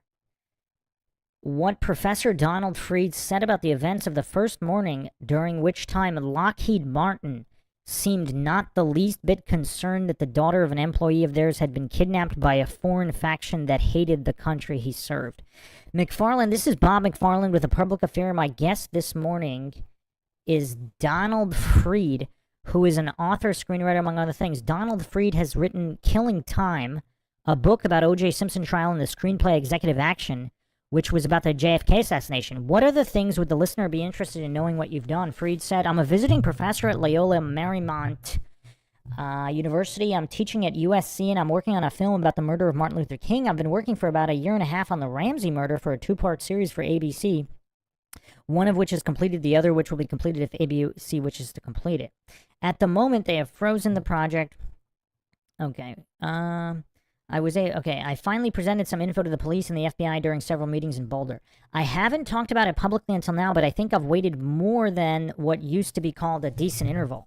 So I'll talk about this a little bit. If you take your mind back to the morning of the crime, I say the morning of the crime because I think it is clear what I mean, that the day after Christmas, the call came into the Boulder police at 5:52 a.m., and thus began the timeline. The kind of work I do is forensic work on timelines. That's what I did in the Simpson case in my book, Killing Time. That's what I would like you to follow me on. After the call comes in, a uniformed policeman comes to the house by 6 a.m. and then more personnel arrive.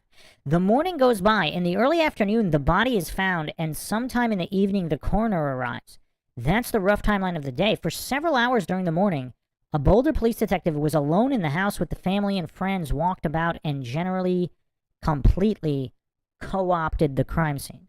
Since that first day until this hour, the lawyers and pundits and experts and media commentators have never ceased to state that the Boulder police did not maintain the crime scene. In fact, they destroyed the crime scene, and they went so far as to create the most awkward move, perhaps in the history of a homicide investigation, in asking John Ramsey to search the house, whereupon he found his daughter, carried her upstairs, and laid her out in front of the Christmas tree. All this has been rehearsed and repeated endlessly in the media, and it's been stated by the most serious experts that the case probably will never ever go to trial because of the police mishandling of that day.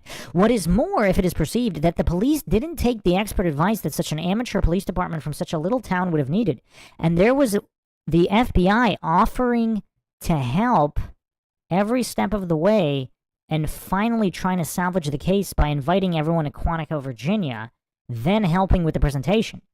And that is the general idea or storyline of the case. McFarland says, yes, one of the detectives, Linda Arndt, filed a lawsuit over her dismissal.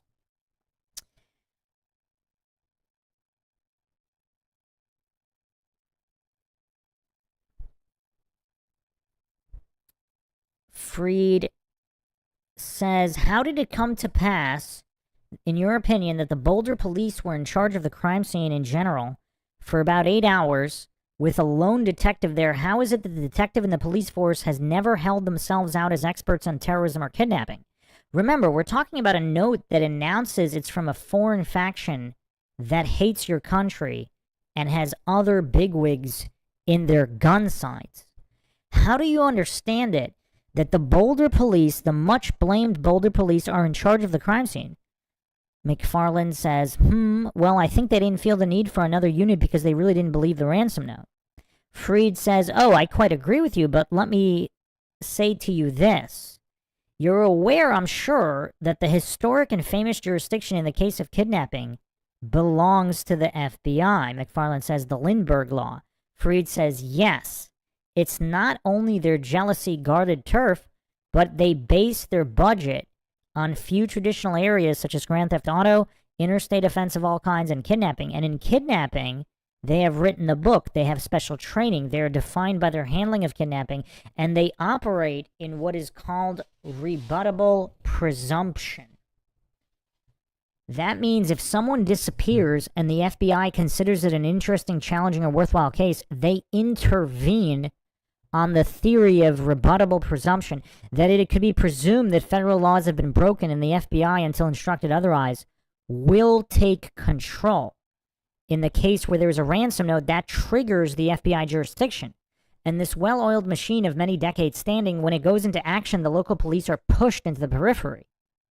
When it is a wealthy corporate executive, and when the note announces that these are foreign terrorists, now every bell in the national security system begins to ring.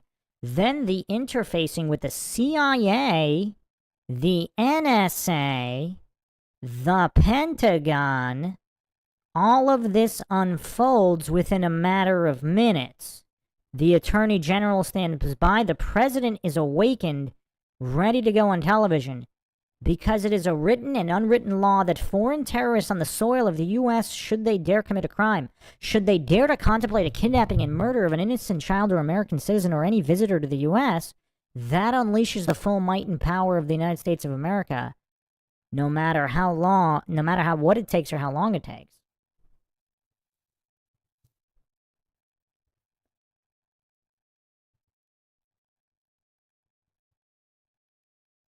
So this was a child of a Lockheed Martin executive of an $18 billion a year firm with the Pentagon and top secret clearances across the world. This guy's making a lot of points. We haven't specifically looked at the case from this angle, but this is actually making me look at this completely differently.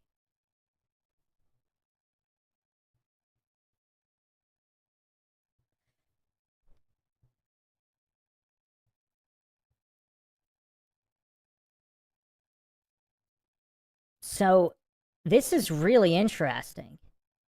I mean, so Lockheed Martin, yeah, I mean, this is totally an international incident at this point going into the upper levels of government. So this huge multi-million-dollar security apparatus that exists for the day that any member of a family of a corporate executive, any member, wife, child of a corporate executive's family should be kidnapped, they go into overdrive. That's when they earn their money. It's when they face the CEOs in Denver. That's when they say, here's where Lockheed Martin stands. Your children can or cannot go to school. Your wives can or cannot go to the market. An entire protocol unfolds.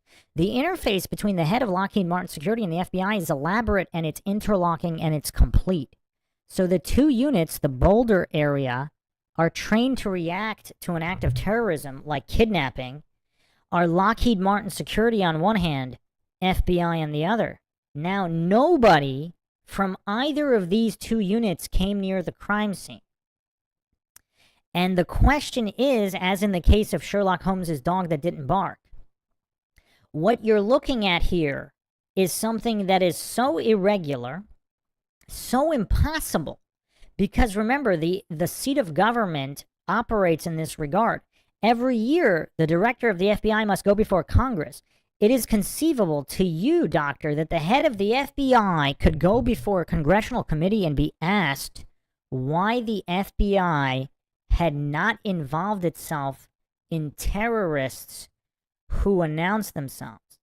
If you say that the note was a hoax and it doesn't ring true, you'd be quite right. You could have said it a day later or a week later, and everybody has said it. But no one could have said it that morning. Minutes count.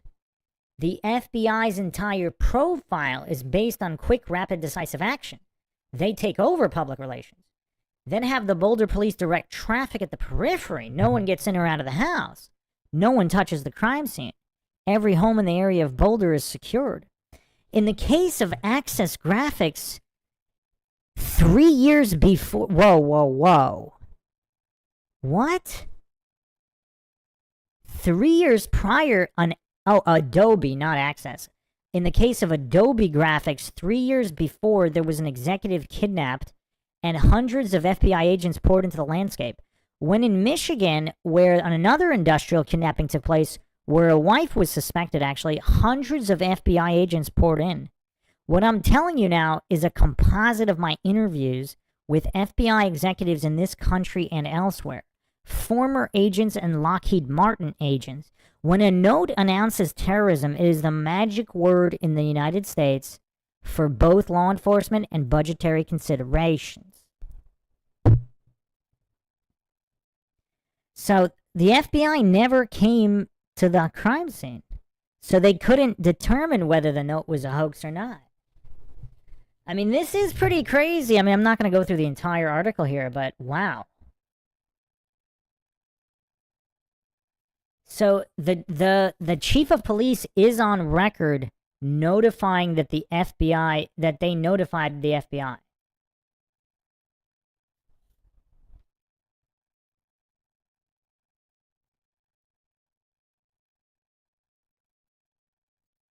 The FBI never sleeps.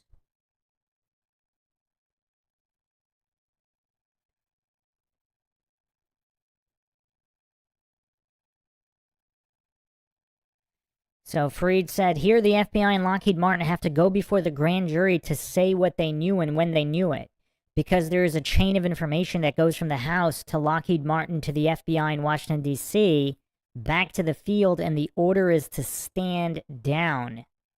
Don't go in the house. Let the Boulder police handle it. So there was a stand down order from both Lockheed Martin and the FBI? What does that mean? So they all knew about it?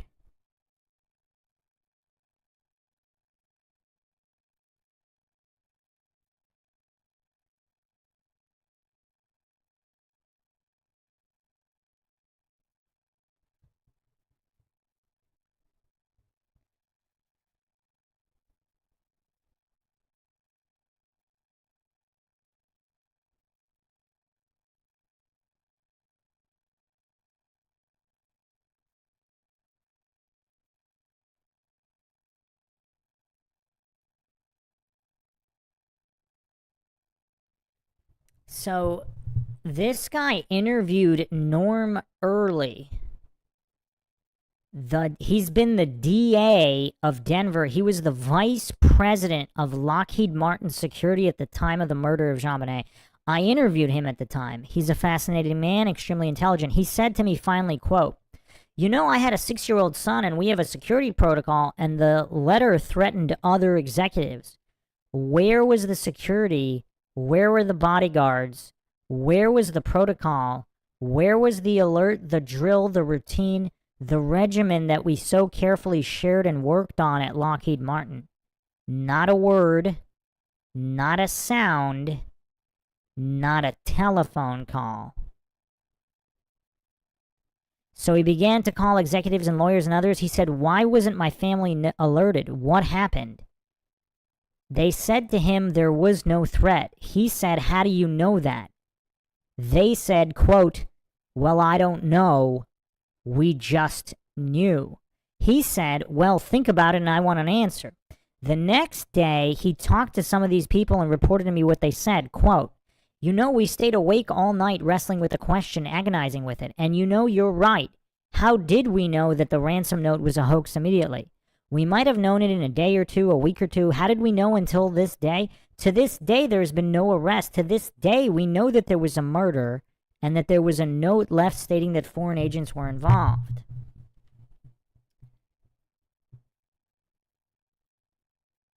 Okay, this is crazy stuff. This is really crazy stuff.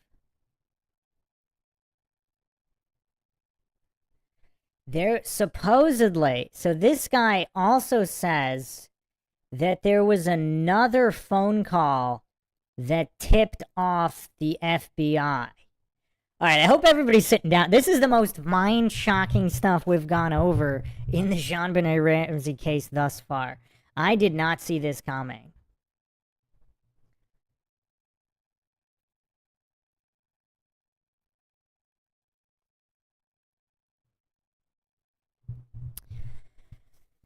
So, Lockheed Martin and the FBI had supposedly been tipped off prior to Patsy's 911 call.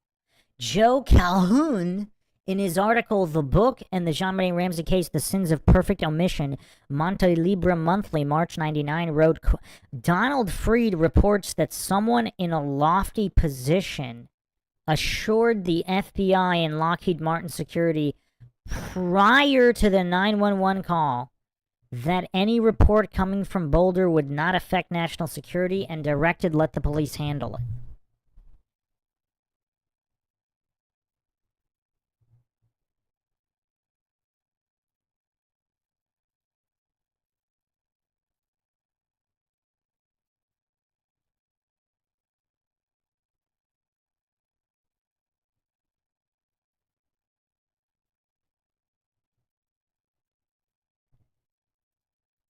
This is really curious stuff.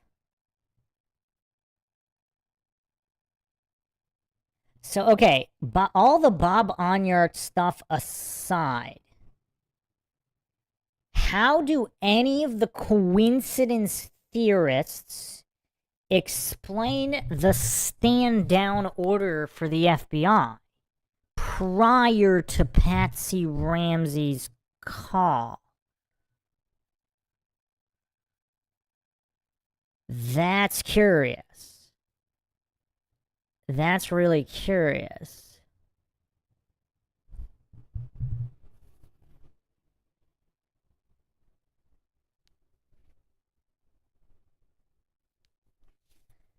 So Linda Arndt asked for FBI specifically and other backup before she arrived at the house, and several times after she was refused.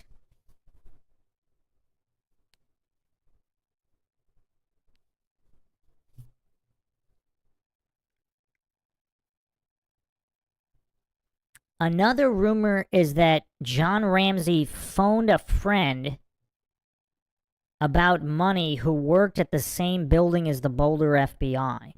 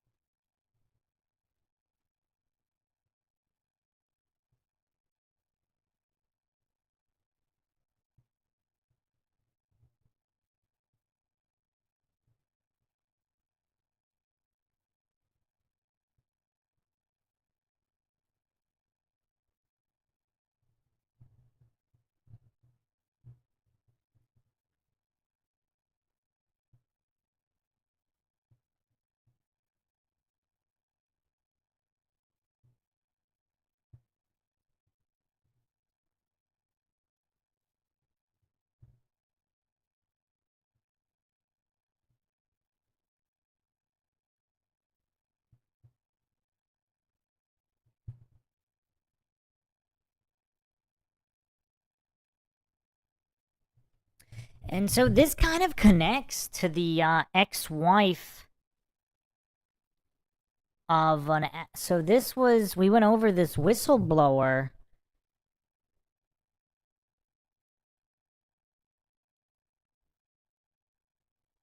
The wife of the VP of Corporate Compliance, who spent 3 weeks preceding the murder at Access Graphics facility. Part of the Lockheed and Martin Marietta merger.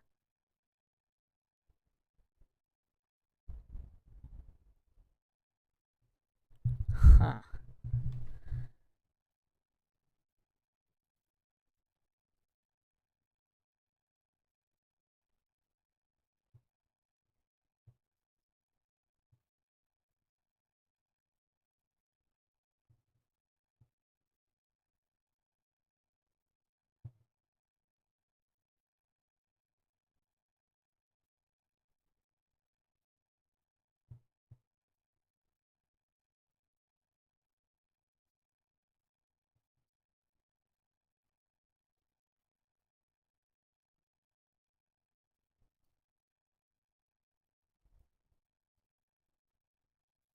So there you have it. A lot of mind shocks here. May or may not include Bob Enyart, but the stand down, an official stand down order given FBI and upper agencies.